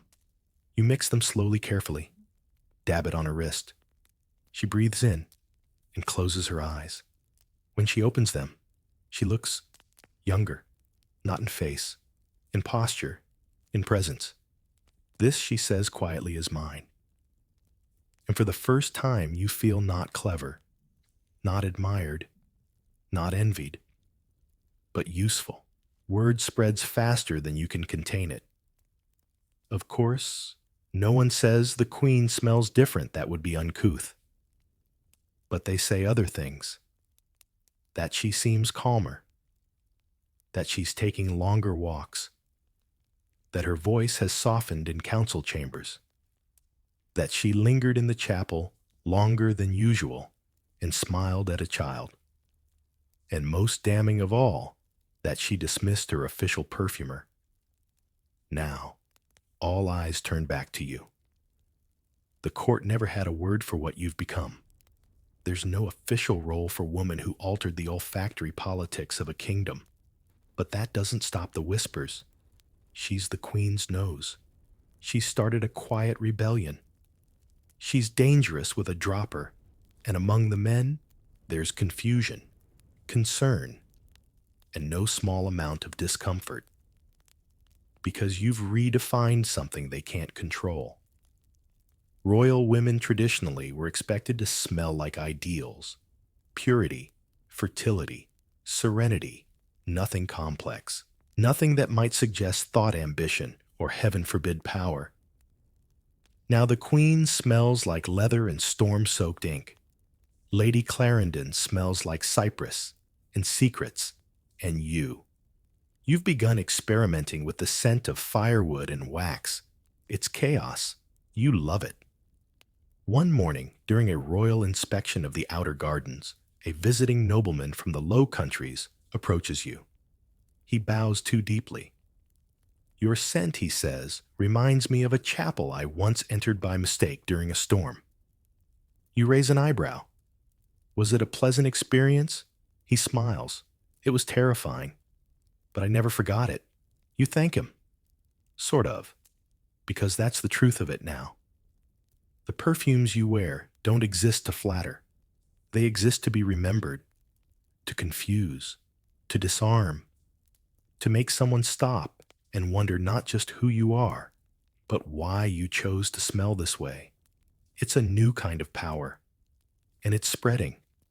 The Queen issues a decree, subtle, unofficial, but unmistakable.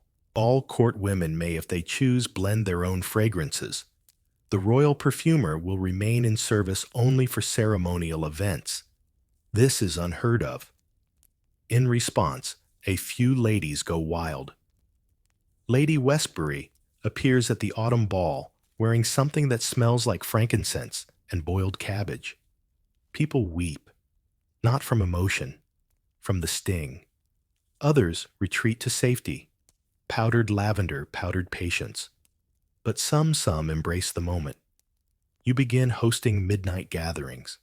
Nothing formal, no invitations, just whispered times, a tray of herbs, a locked chamber door, and curious women who want to learn. You teach them to balance, to start with memory, not trend, to ask, what do I want to say today before I've said a single word? The Marchioness of Belvoir, once a cautionary tale in cinnamon oil, creates a blend of fig leaf dust and green tea that smells like legacy. Lady Annesley finds her scent in bergamot and charcoal. Even the Duchess of Montrose comes crawling back seeking something that doesn't scream wealth, but murmurs survival. Historians still argue whether these gatherings were subversive acts or simple indulgence. But you know better. These women weren't just finding scents. They were reclaiming space. And not all appreciated it. At the Harvest Council banquet, the Archbishop of Norwich delivers a long, thinly veiled homily about the dangers of vanity and the corruption of women through foreign powders and essences of confusion. Everyone glances at you, some discreetly, some not. You smile and dab a drop of cedar and burnt clove oil onto your napkin. He glares. You inhale deeply. The Queen says nothing, but later that evening, you find a tiny slip of parchment under your wine glass. It reads, "He's allergic to frankincense." Just so you know. You laugh. The backlash comes quietly. Rumors, whispers, that you've charmed the Queen, that your herbs are borrowed from apothecaries without permission, that your scents cloud judgment, that you've abandoned virtue for vapors. You ignore them, mostly. But one night, you catch your reflection in the window and hesitate. You used to smell like lavender and comfort. Now you can't even name what you're wearing. Birch, perhaps. Ink. Something acidic. Something unplaceable. You whisper to your maid, "Do you think I've gone too far?" She looks up from grinding dried oranges. Too far for what you smile. She's right. The goal was never safety. It was truth. Still, the burden grows. Each woman who asks for guidance feels like a promise you're not sure you can keep. And sometimes late at night, your fingers ache from blending, and your senses blur, and you wonder, who am I when I'm not curating myself? One morning, you forget to scent yourself entirely. Just soap, water, cotton gloves. No one notices. Or they do, and say nothing. And for the first time in months, you feel invisible. It's oddly peaceful. You sit in the chapel's back row and let the unscented air wash over you. It smells of stone candle wax, faint ash, and thyme. Real things, unadorned. And you remember something. Scent was never about display. It was about memory. And your truest memories don't smell like roses or clove. They smell like fire, like sweat, like parchment. So the next blend you make is just that pine ash, pressed petals, and ink. Nothing showy, nothing to impress. Just a scent to anchor you. And as you dab it onto your skin, you feel something shift, not in the court, in you. You've stopped trying to be unforgettable. You've started trying to be real. The corset chafes today, not because it's tighter than usual, but because it traps heat, and with heat comes scent. You can feel the wool and cotton layers pressing against your skin, each one slowly absorbing the morning sweat, the perfume from your collar, and the bitter undertones of your nerves. And you are nervous, because today you dine with the ambassador from Florence, a man known for two things: political maneuvering and an abnormally sharp sense of smell. You remember the rumors. He once identified a poisoner simply by the almond-like odor on her gloves. Another time, he reportedly sniffed out a hidden letter sealed with vinegar wax. It's whispered that he trained under a perfumer priest, though whether that's true or court gossip in a powdered wig, who knows? Still, you prepare carefully. You discard all strong blends, nothing spicy, nothing acidic. You choose instead a modest tincture, pressed iris root, a drop of sage and steam distilled water from boiled parchment. It smells faintly like books, clean, dry, quiet. Your maid helps you dress. This ambassador, she says, gently lacing your corset, he's the one who said Queen Isabella of Portugal smelled like an orchard left too long in the sun. You nod. She grimaces. May the saints protect your pulse points. The dining hall is warm. The fireplace is unnecessarily ambitious, and several of the guests are already glowing under their powdered cheeks. You dab your wrist with a linen square soaked in iced bay water and take your seat. The ambassador sits opposite you. He is neat, precise. His gloves are calfskin, his cravat starched, and his cologne, something unrecognizably herbal, precedes him by a solid 6 seconds. He says little, just watches. You keep your hands folded, your movements minimal, your breath steady. At one point, he leans ever so slightly forward, flares his nostrils, then nods once. You've passed, or at least you haven't offended. But halfway through the second course, roasted duck with orange, he leans closer. You smell like parchment, he says not unkindly. You raise an eyebrow. Is that an insult or a compliment? He smiles. That depends on what's written. The meal continues. Afterward, he approaches you again. Alone near the window, where the cold air slices through the wall cracks. I've noticed, he says, a change in your court. The women, the smells. You say nothing, he continues. They're no longer floral. You smile. They're no longer pretending. He laughs softly. It's not a bad thing. Just risky. Scent is more than preference. It's language. You nod. And ours was too polite for too long. He studies you. Then says, "Let me show you something." He reaches into his coat and retrieves a tiny silver flask. He opens it and holds it out. You sniff cautiously. Leather, ink, dust, a strange hint of rosemary. What is it, you ask? A cathedral floor, he says, in Naples, 1452. The stone absorbed generations of wax incense and sandalwood. I had a perfumer recreate it. You inhale again.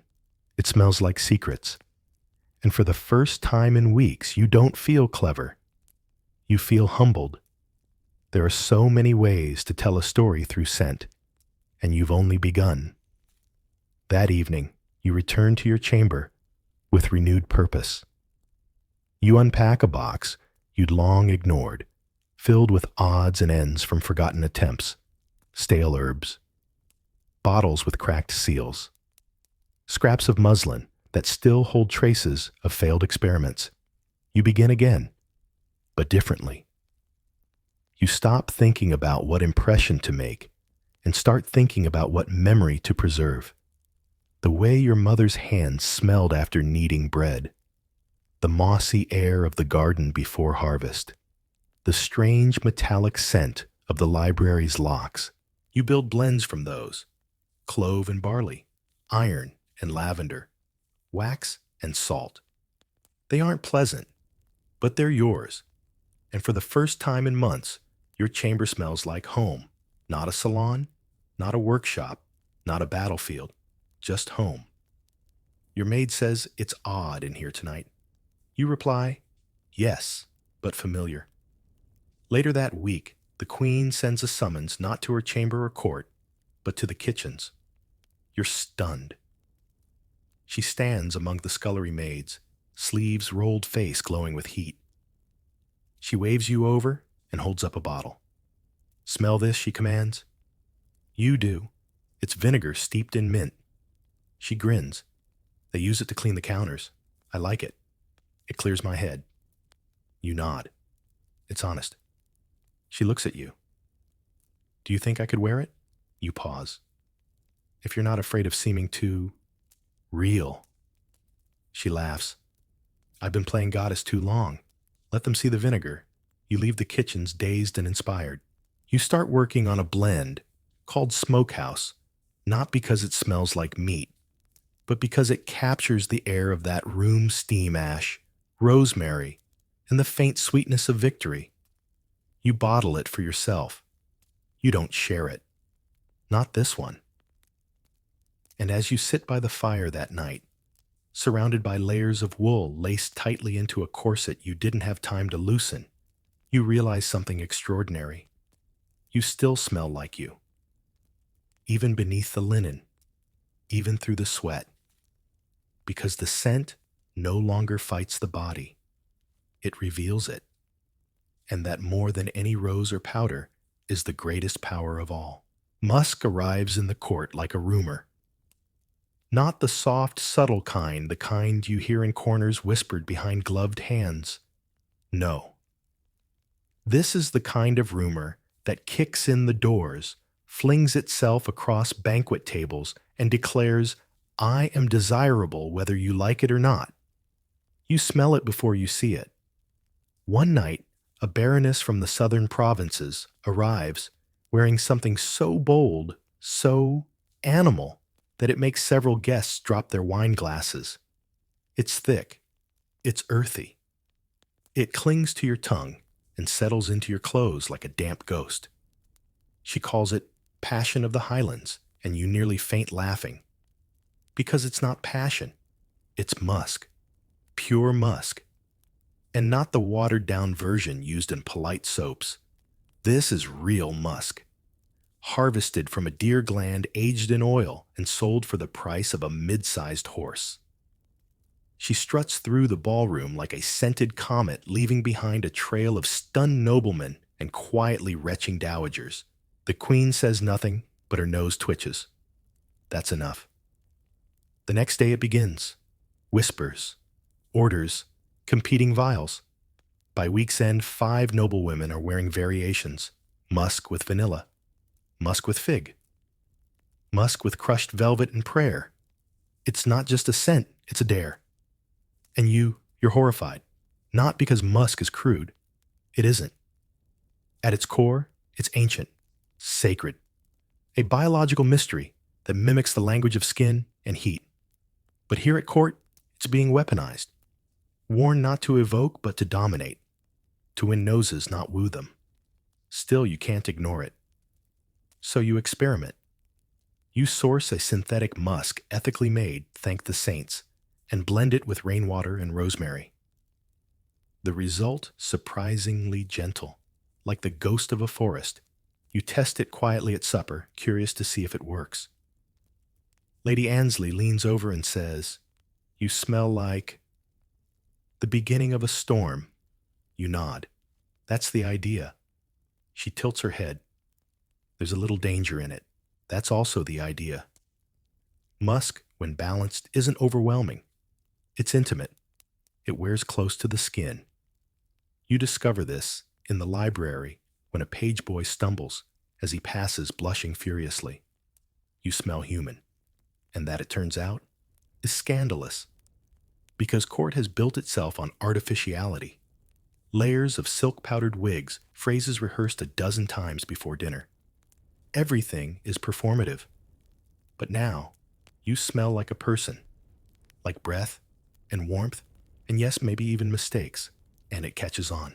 Not everywhere. The queen herself remains devoted to her stormy ink blend. But among the younger ladies, the shift is visible. They stop scenting their gloves so aggressively.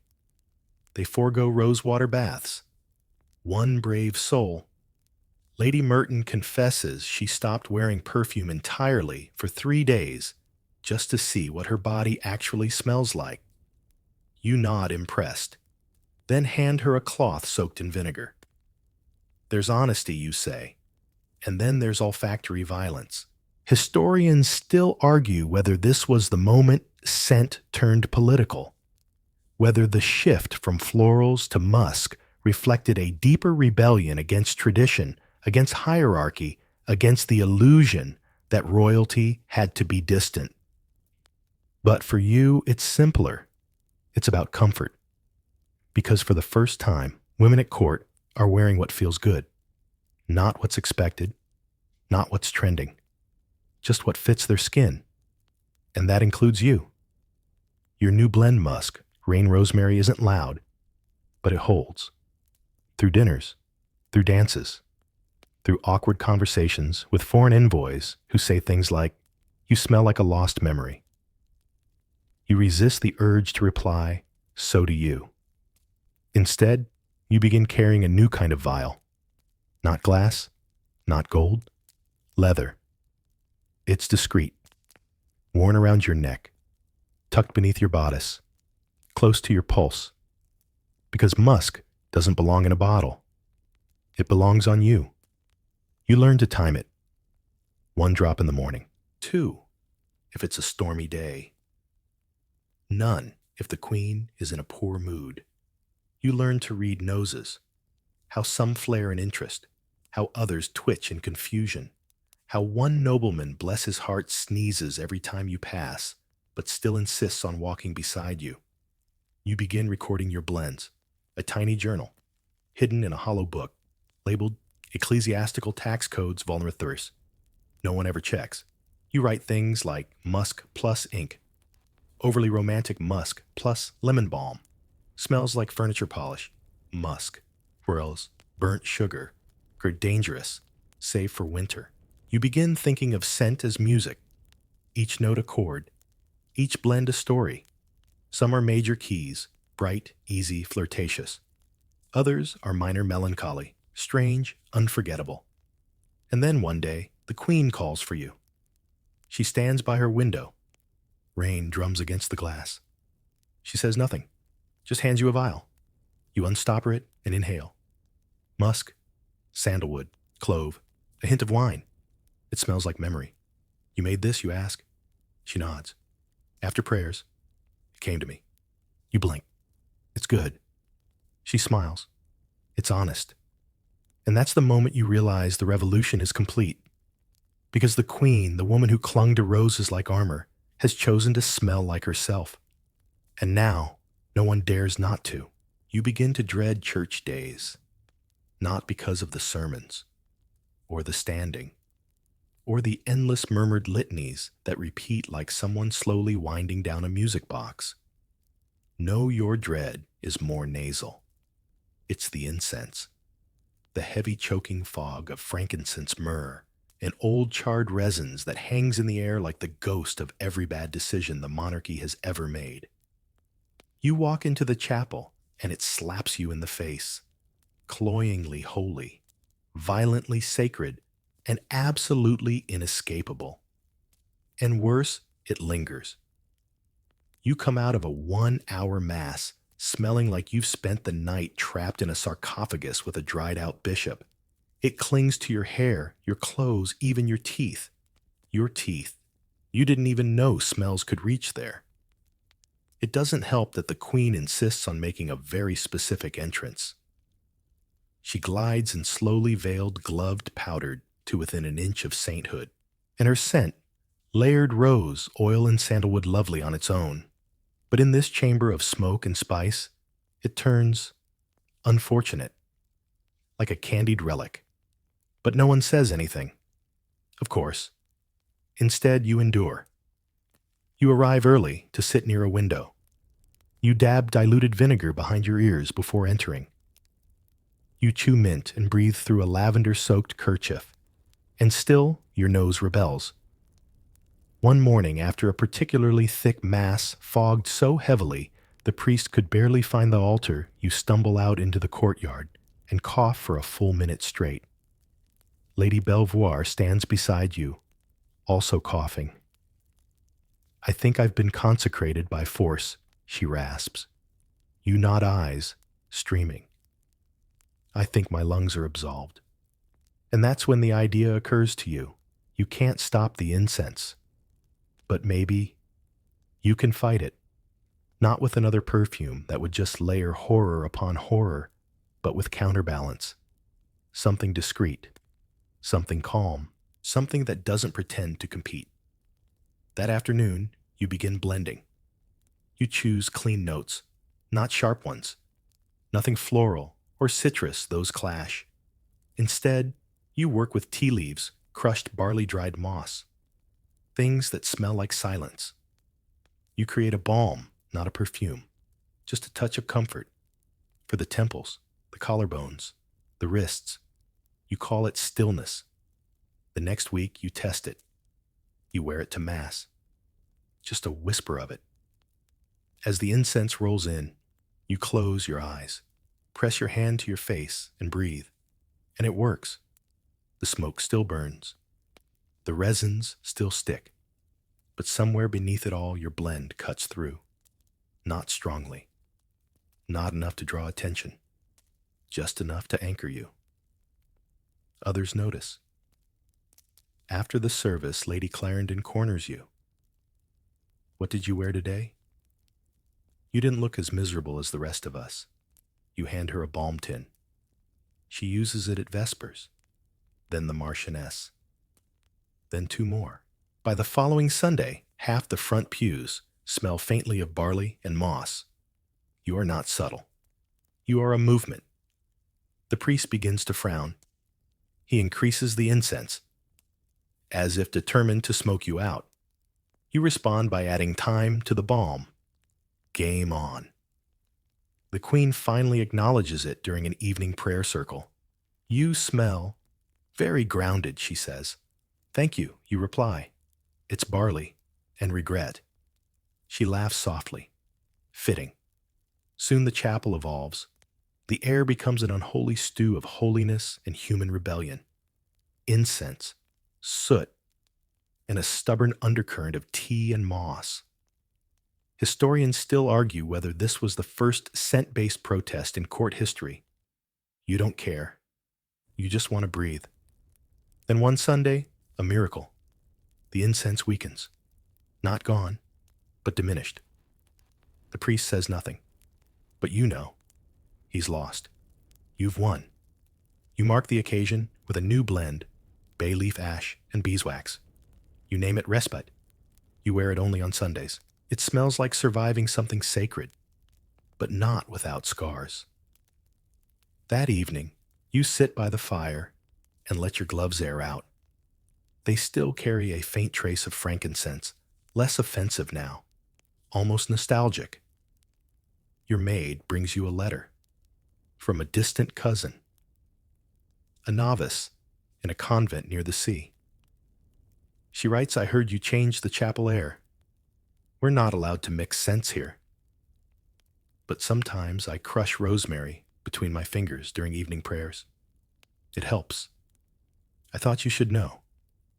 You fold the letter carefully, place it in your hollow book beside your scent notes.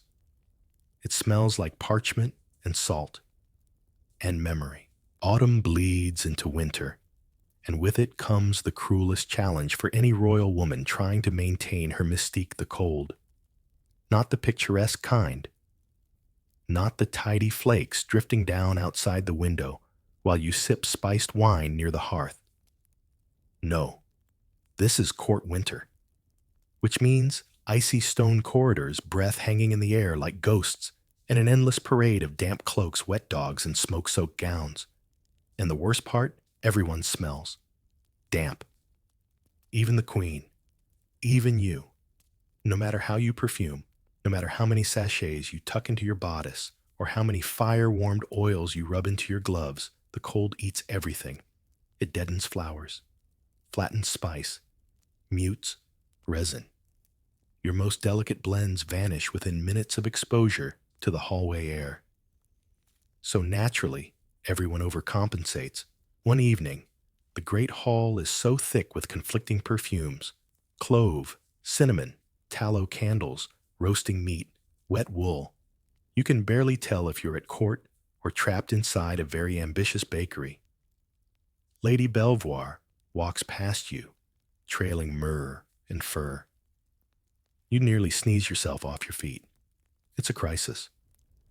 And like all crises, it requires reinvention.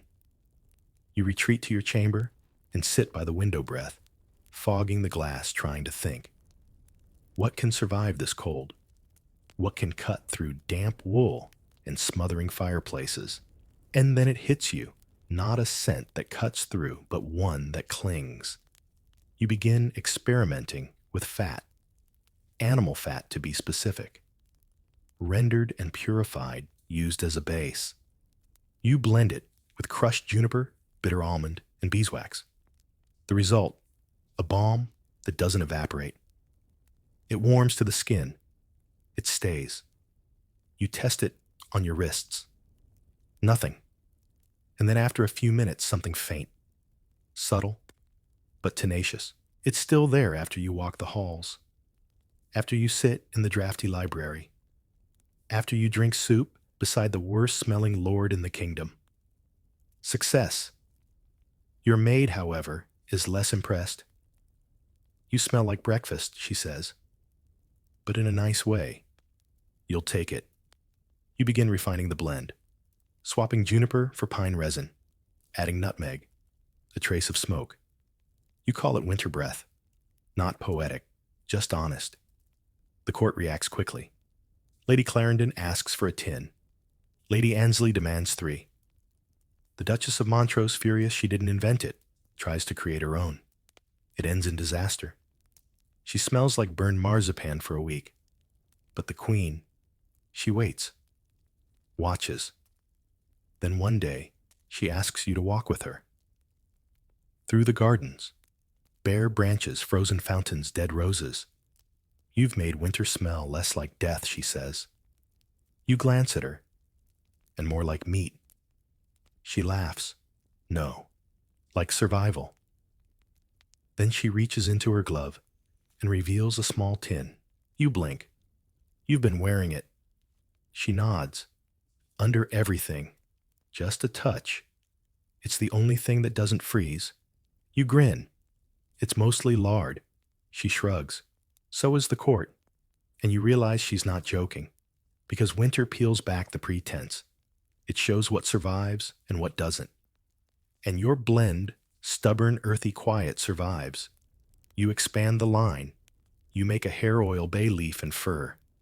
You make a scarf sachet cloves, peppercorns, pine needles. You create a sleep balm that smells like warmed oats and dried apple. You don't sell them. You don't even label them. You just leave them in certain chambers, on windowsills, slipped into gloves. The court begins to smell less like effort, more like comfort. But not everyone is pleased. Lord Rycroft, who prides himself on his cologne of saffron and crushed pearl sniffs pointedly whenever you pass. At a dinner party, he declares loudly, the court has begun to smell like a spice merchant's pantry. You sip your wine and reply, that's better than a dragon's colostrum, which is what you smell like. The queen chokes on her meat pie. The comment becomes legend. Still, you're careful. Your success has grown too visible. Too many noses now align with yours. And you've learned influence must be managed like a perfume, applied sparingly, or it turns on you. One night, you receive a note. It's unsigned. But the handwriting is familiar. Meet me by the still room. Bring nothing scented. You obey. You find the queen already there, hair loose, face bare. No perfume. She opens a cupboard and removes a box. Inside a vial. Not glass. Clay. Ancient looking. This, she says, belonged to my grandmother. You inhale. Amber. Soil. Dry petals. She wore it through a siege, the queen whispers. Never told anyone what was in it. Just said it made her feel less alone. You nod, touched. The queen smiles. I think we're done hiding behind roses. And you agree. Because in winter, survival doesn't smell like roses. It smells like warmth, like earth, like you're still here. The frost deepens. Every surface at court develops a sheen of silver by morning, and the great stone halls echo more with the clack of heels than with voices. People speak less in winter, not because they have nothing to say, but because their faces are too cold to move properly. And into this hush, a new smell creeps. Not a perfume, not an accident. Smoke, but not fireplace smoke, not the hearty, nostalgic scent of wood burning in a hearth. No, this is different. A faint, acrid whiff that drifts in from the lower corridors. It curls beneath the queen's study doors, lingers behind tapestries, wafts up through cracks in the floorboards. And worse, it's unfamiliar, which is terrifying. At court, unfamiliar scents are more unsettling than screams. A new smell means something has changed. And that something in a world built on routine and controlled appearances is rarely good. You notice it during a council breakfast. Someone sets down a platter of eggs and there it is, there, that strange metallic burn. Lady Clarendon sniffs. Do you smell sulfur? Lady Annesley grimaces. No. Worse. Something sharp. The queen says nothing, but you catch her glancing toward the window. The scent is stronger near the drafts. That afternoon you begin investigating. You follow the scent like a bloodhound with better posture. Down corridors, past kitchens, through storage rooms full of dried herbs and regret. Eventually you find it. An old furnace room. Abandoned. Reopened recently. Inside a makeshift still. Someone is distilling something. Badly. It smells like scorched lemons and soot. You cough your way back to the queen and report it. She listens, nods, then murmurs. They're trying to make spirit water. You blink. Perfume. She nods again. Illicit. Cheap. Probably made by someone's maid. And that's when it hits you. The court has changed. but not enough. Because even now, in this new era of individual scent, there are still those desperate to copy, to cut corners, to capture the essence of influence without earning it. You're furious, not because they tried, but because they failed so messily. So you make a decision. You're going to teach them. Not just the nobles, not just the courtiers, everyone. You petition the queen to open the old still room to any woman, not just the titled. Kitchen maids, seamstresses, visitors. She considers it, then nods. It's time, she says, we made the air ours. You call it the quiet workshop. No announcements, no titles. Just women and their stories. Each week you gather them in the still room. You begin with the basics. Oils, ratios, how to steep petals, how to render tallow without setting your eyebrows on fire. The first week, 4 come. The second, 10. By the third week, the room is standing room only. You learn their names. Nella, who wants a scent that makes her feel less invisible. Bridget, who misses the smell of her grandmother's attic. Isolde, who never knew her mother but remembers her cloak. You teach them not to copy, to remember instead, to build a scent from fragments of memory, not from fashion. And in return, they teach you things too. How to steep oat straw, how to temper bitter herbs with pear peels. One girl, Ellen, creates a scent that smells exactly like the space between 2 thunderstorms. You almost cry when you smell it. The court is confused at first. Why does the laundry room smell like cloves and coal tar? Why does the seamstress's assistant suddenly reek in the best way of garden mint and soot? Why does the queen's valet start wearing something that smells suspiciously like pine needles and red wine? You smile quietly. The air is shifting again, not just among the elite, everywhere. Even the guards begin asking questions. Is it true? You made something that keeps your gloves from stinking? You nod. Pass them a balm. They use it. Proudly. The still room expands. You clear a shelf for failed experiments because failure, you tell them, is proof of courage. You start keeping a book of scents. Not just recipes, memories. One page reads, Morel pine plus lye plus burned fabric. It smells like when I ran away. Another Ellen ash plus lemon balm plus dirt. It's the hole we dug to bury secrets. It becomes something holy, not because it's sacred, but because it's true. And then one afternoon, you smell something shocking. Nothing. The halls are quiet. The fire has burned low. No perfume, no resin, no melting beeswax.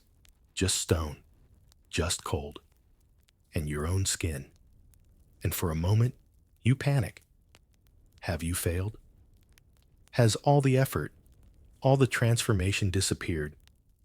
But then a girl runs past you in the corridor, laughing, trailing something that smells like pine sap and soot and a little sugar. And you realize you didn't fail. You just taught them to blend quietly, to wear power close to the skin, to scent the world, not shout at it. A letter arrives on paper soft from handling. The edges are smudged, the seal simple, just wax, pressed by thumb. No crest, no mark, just a faint trace of something. Unusual. You open it. Inside 5 words, she's gone. I thought you'd know. No name, no signature. But you don't need one. You know. The queen is dead. No fanfare. No illness anyone saw coming.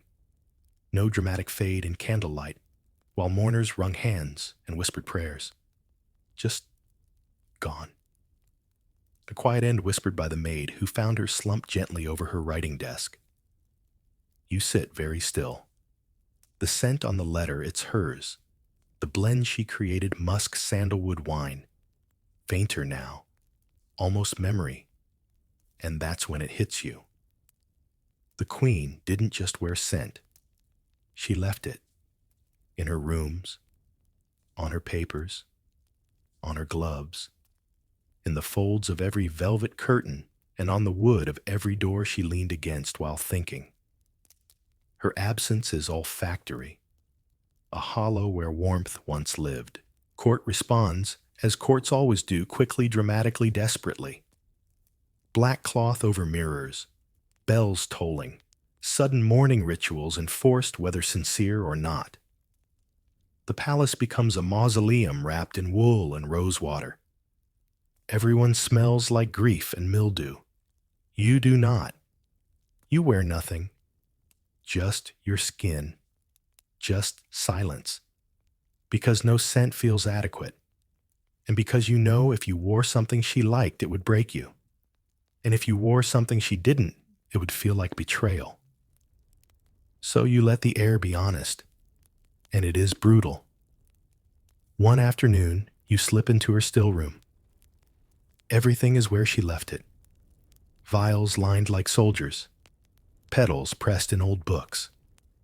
A forgotten glass funnel, stained with what you think might have been her final experiment. You sit. You don't touch anything. You just breathe. And then you cry. Not loudly. Not dramatically. Just the kind of crying that sneaks out of you like steam from a kettle you thought you turned off. When you return to your chamber, your maid has drawn a bath. She doesn't say anything, just leaves a cloth on the windowsill. On it, beeswax ink a hint of time. You recognize it, the queen's first scent from you. You press it to your face and fall asleep like that. The court begins to shift again. In her absence, there is power to be claimed. All the women you've guided, they're now questioned, watched, some accused of manipulation through perfume. Bewitchment, they call it. Because power that doesn't declare itself with a title is threatening, but you don't flinch. You gather them. You meet quietly. You discuss protection blend scents to wear that signal solidarity. Nothing strong. Just a whisper of vetiver and soot behind the ears. An invisible ribbon. A secret handshake of the nose. You call it veil. And suddenly scent becomes armor again. Not against stench, or boredom, or tradition. Against fear. One night, a woman you don't know finds you in the corridor. She's flushed, hands shaking. They said I'd used witchcraft, she whispers, because I smelled like sweetgrass and comfort. You nod, hand her a balm. She doesn't ask what's in it. She just dabs it on exhales and walks taller. You begin crafting legacy blends, not for power, not for show, for remembrance. One smells like rosemary and candle wax meant to be worn at funerals. Another like ink and coal worn when writing letters you don't want to send. You call that one almost. And then one quiet morning, you finally return to the queen's still room. This time, you open the last bottle she was working on.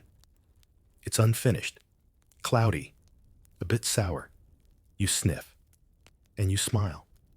It's not complete, not quite pleasant, but it smells like trying, like reaching for something she hadn't quite named. You add one thing, iris root, just one drop, and suddenly, the blend makes sense. It smells like rain at a coronation. You call it after, not for her, for you. You wear it only once, and never again. A new queen is crowned. You watch from the edge of the crowd, gloves folded, scentless eyes sharp.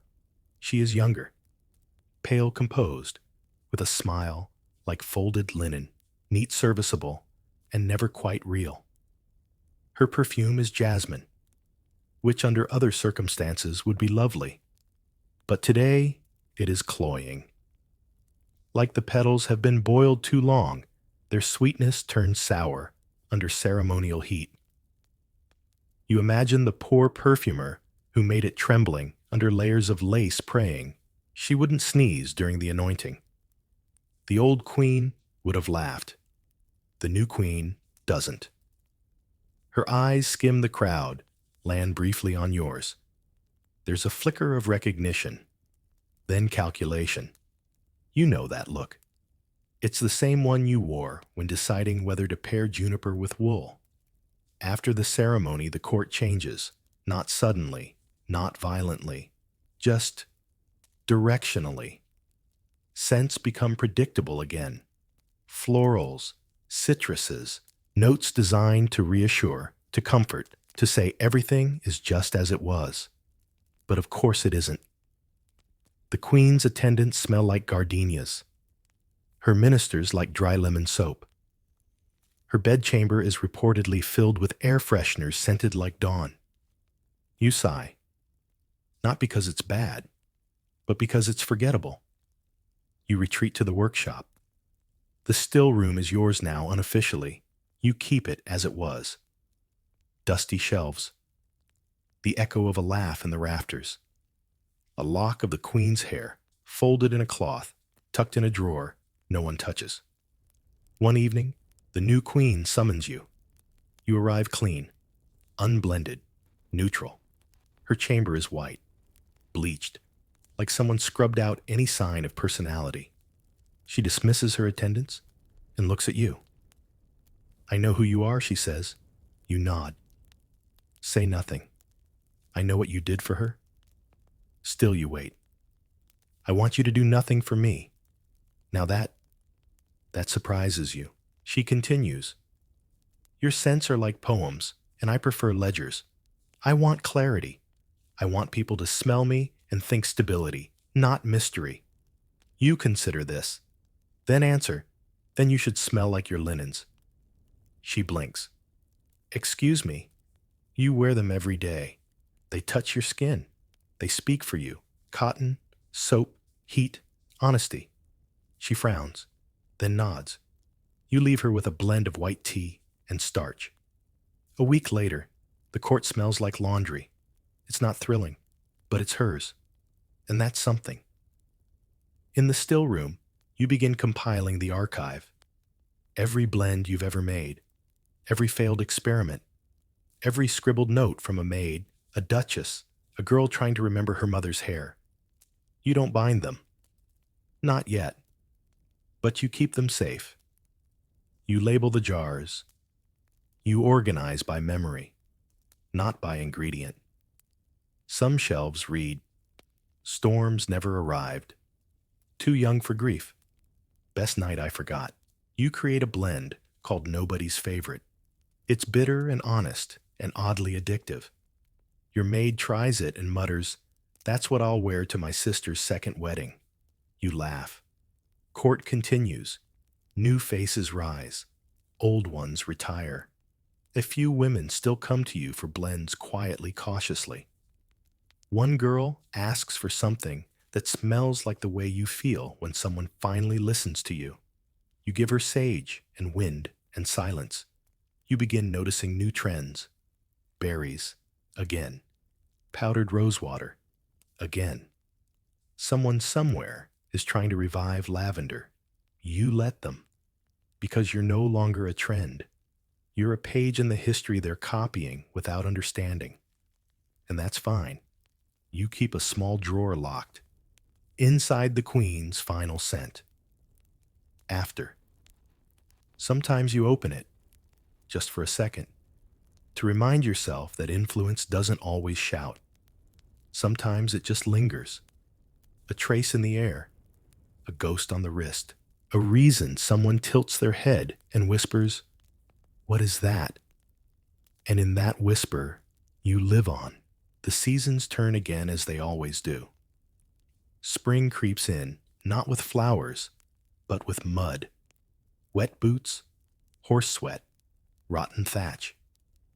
All the elegant metaphors about blossoms and rebirth dissolve quickly in the reality of court life, which mostly smells like thawed fish and damp wool rugs that no one aired out properly over winter. But along with the mess comes motion.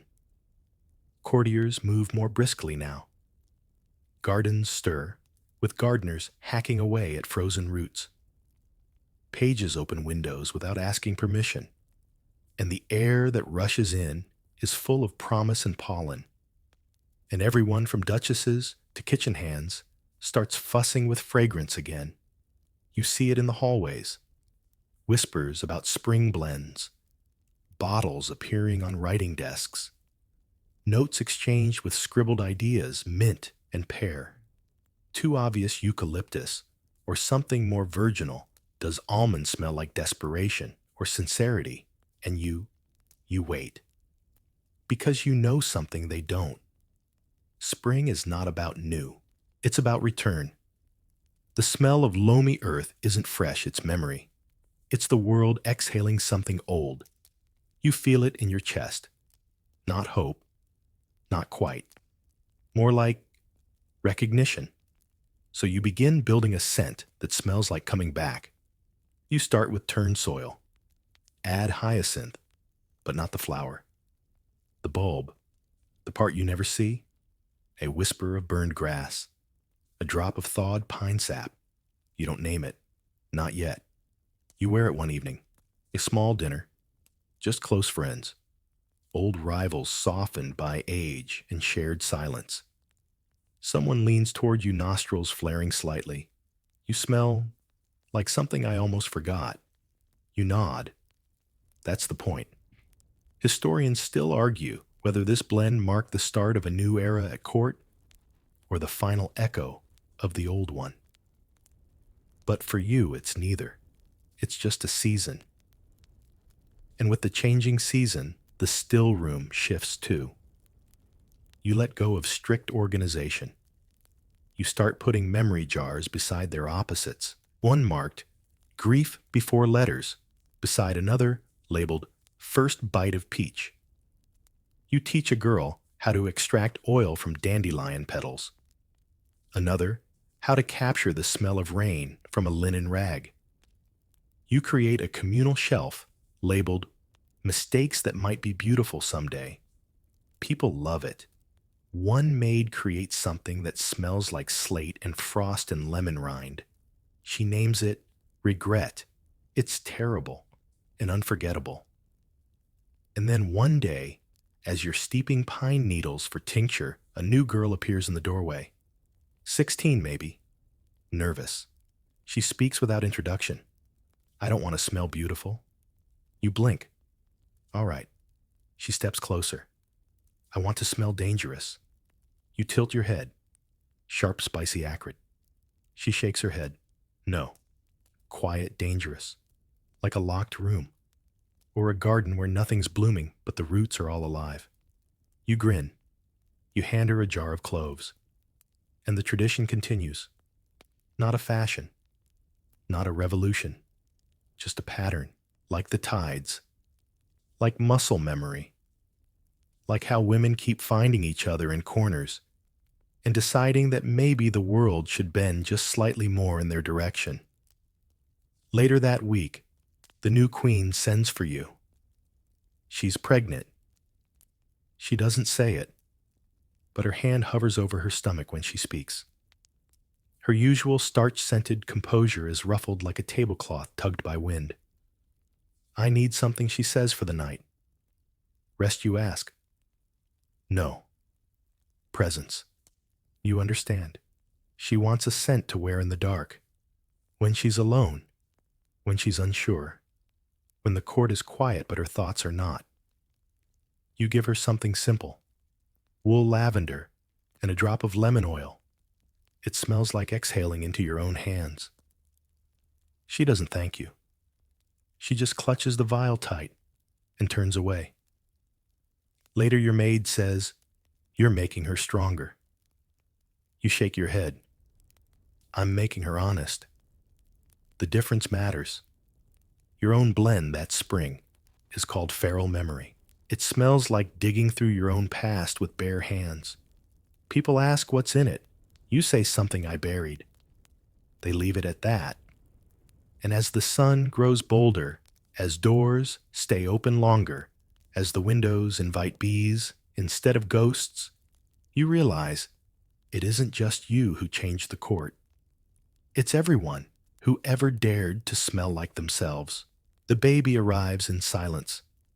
No great announcements, no cannon fire, no parades. Just a soft cry muffled by linen and midnight and the smell of boiled water, sweat, and rose petals pressed into washcloths. You aren't there, not in the room, not even on the same floor. But you know, the entire palace shifts. You feel it in your chest. Later, a nursemaid arrives at your chamber. She says nothing, just holds out a tiny blanket. You take it carefully. It smells like beeswax milk and something else newness, but not sweet. The kind of scent that hasn't had time to attach itself to memory yet. The queen calls for you the next day. She's pale, exhausted, and radiant in that terrifying, unbreakable way only new mothers manage. I need a scent, she says. For her. You blink. For the baby. She nods. Not something to wear. Something to surround. Something that says you are safe. You are wanted. You are real. You don't speak for a long moment. Then you go to the still room and begin. You blend oat straw, lavender, warmed milk, a drop of honey, a whisper of moss, soft barely there. You steep it into linen. You don't bottle it. You don't brand it. You press it into the child's pillow, her bonnet the wooden edge of her cradle. And then, because you are human, you cry. Because this is not politics or power or rebellion. It's legacy. Later, you walk the gardens, alone. The air smells of wind and new leaves and the faintest trace of rosemary from someone's hands. You think about everything that came before. The powdered wigs, the roses, the chamber pots, the secrets masked with musk, the vinegar cloths tucked beneath bodices, the daring drops of frankincense before Mass. The still room shelves now heavy with memory. You realize something profound. All this time, they were trying to smell perfect, but you help them smell true. You pass a young girl in the corridor. She's barely 10, carrying a stack of linens. She pauses when she sees you. Are you the woman who made the queen's scent? You smile. One of them. She grins. I'm making one. For my mom. She smells like tea and salt. You nod. Sounds perfect. She runs off humming. And you, for the first time in a long while, feel like you can rest. You return to your chamber. You open the window. The air is cool, heavy with dusk. You light a candle scented only with wax and thyme. You don't wear a scent that night. You don't need to. You smell like you. And for once, that's enough. So now the palace is quiet. The halls are still perfumed, of course. That's the nature of scent. It lingers. It weaves through stone and velvet, catching on memory and slipping between folds of time. But the urgency is gone. The women no longer chase the perfect fragrance.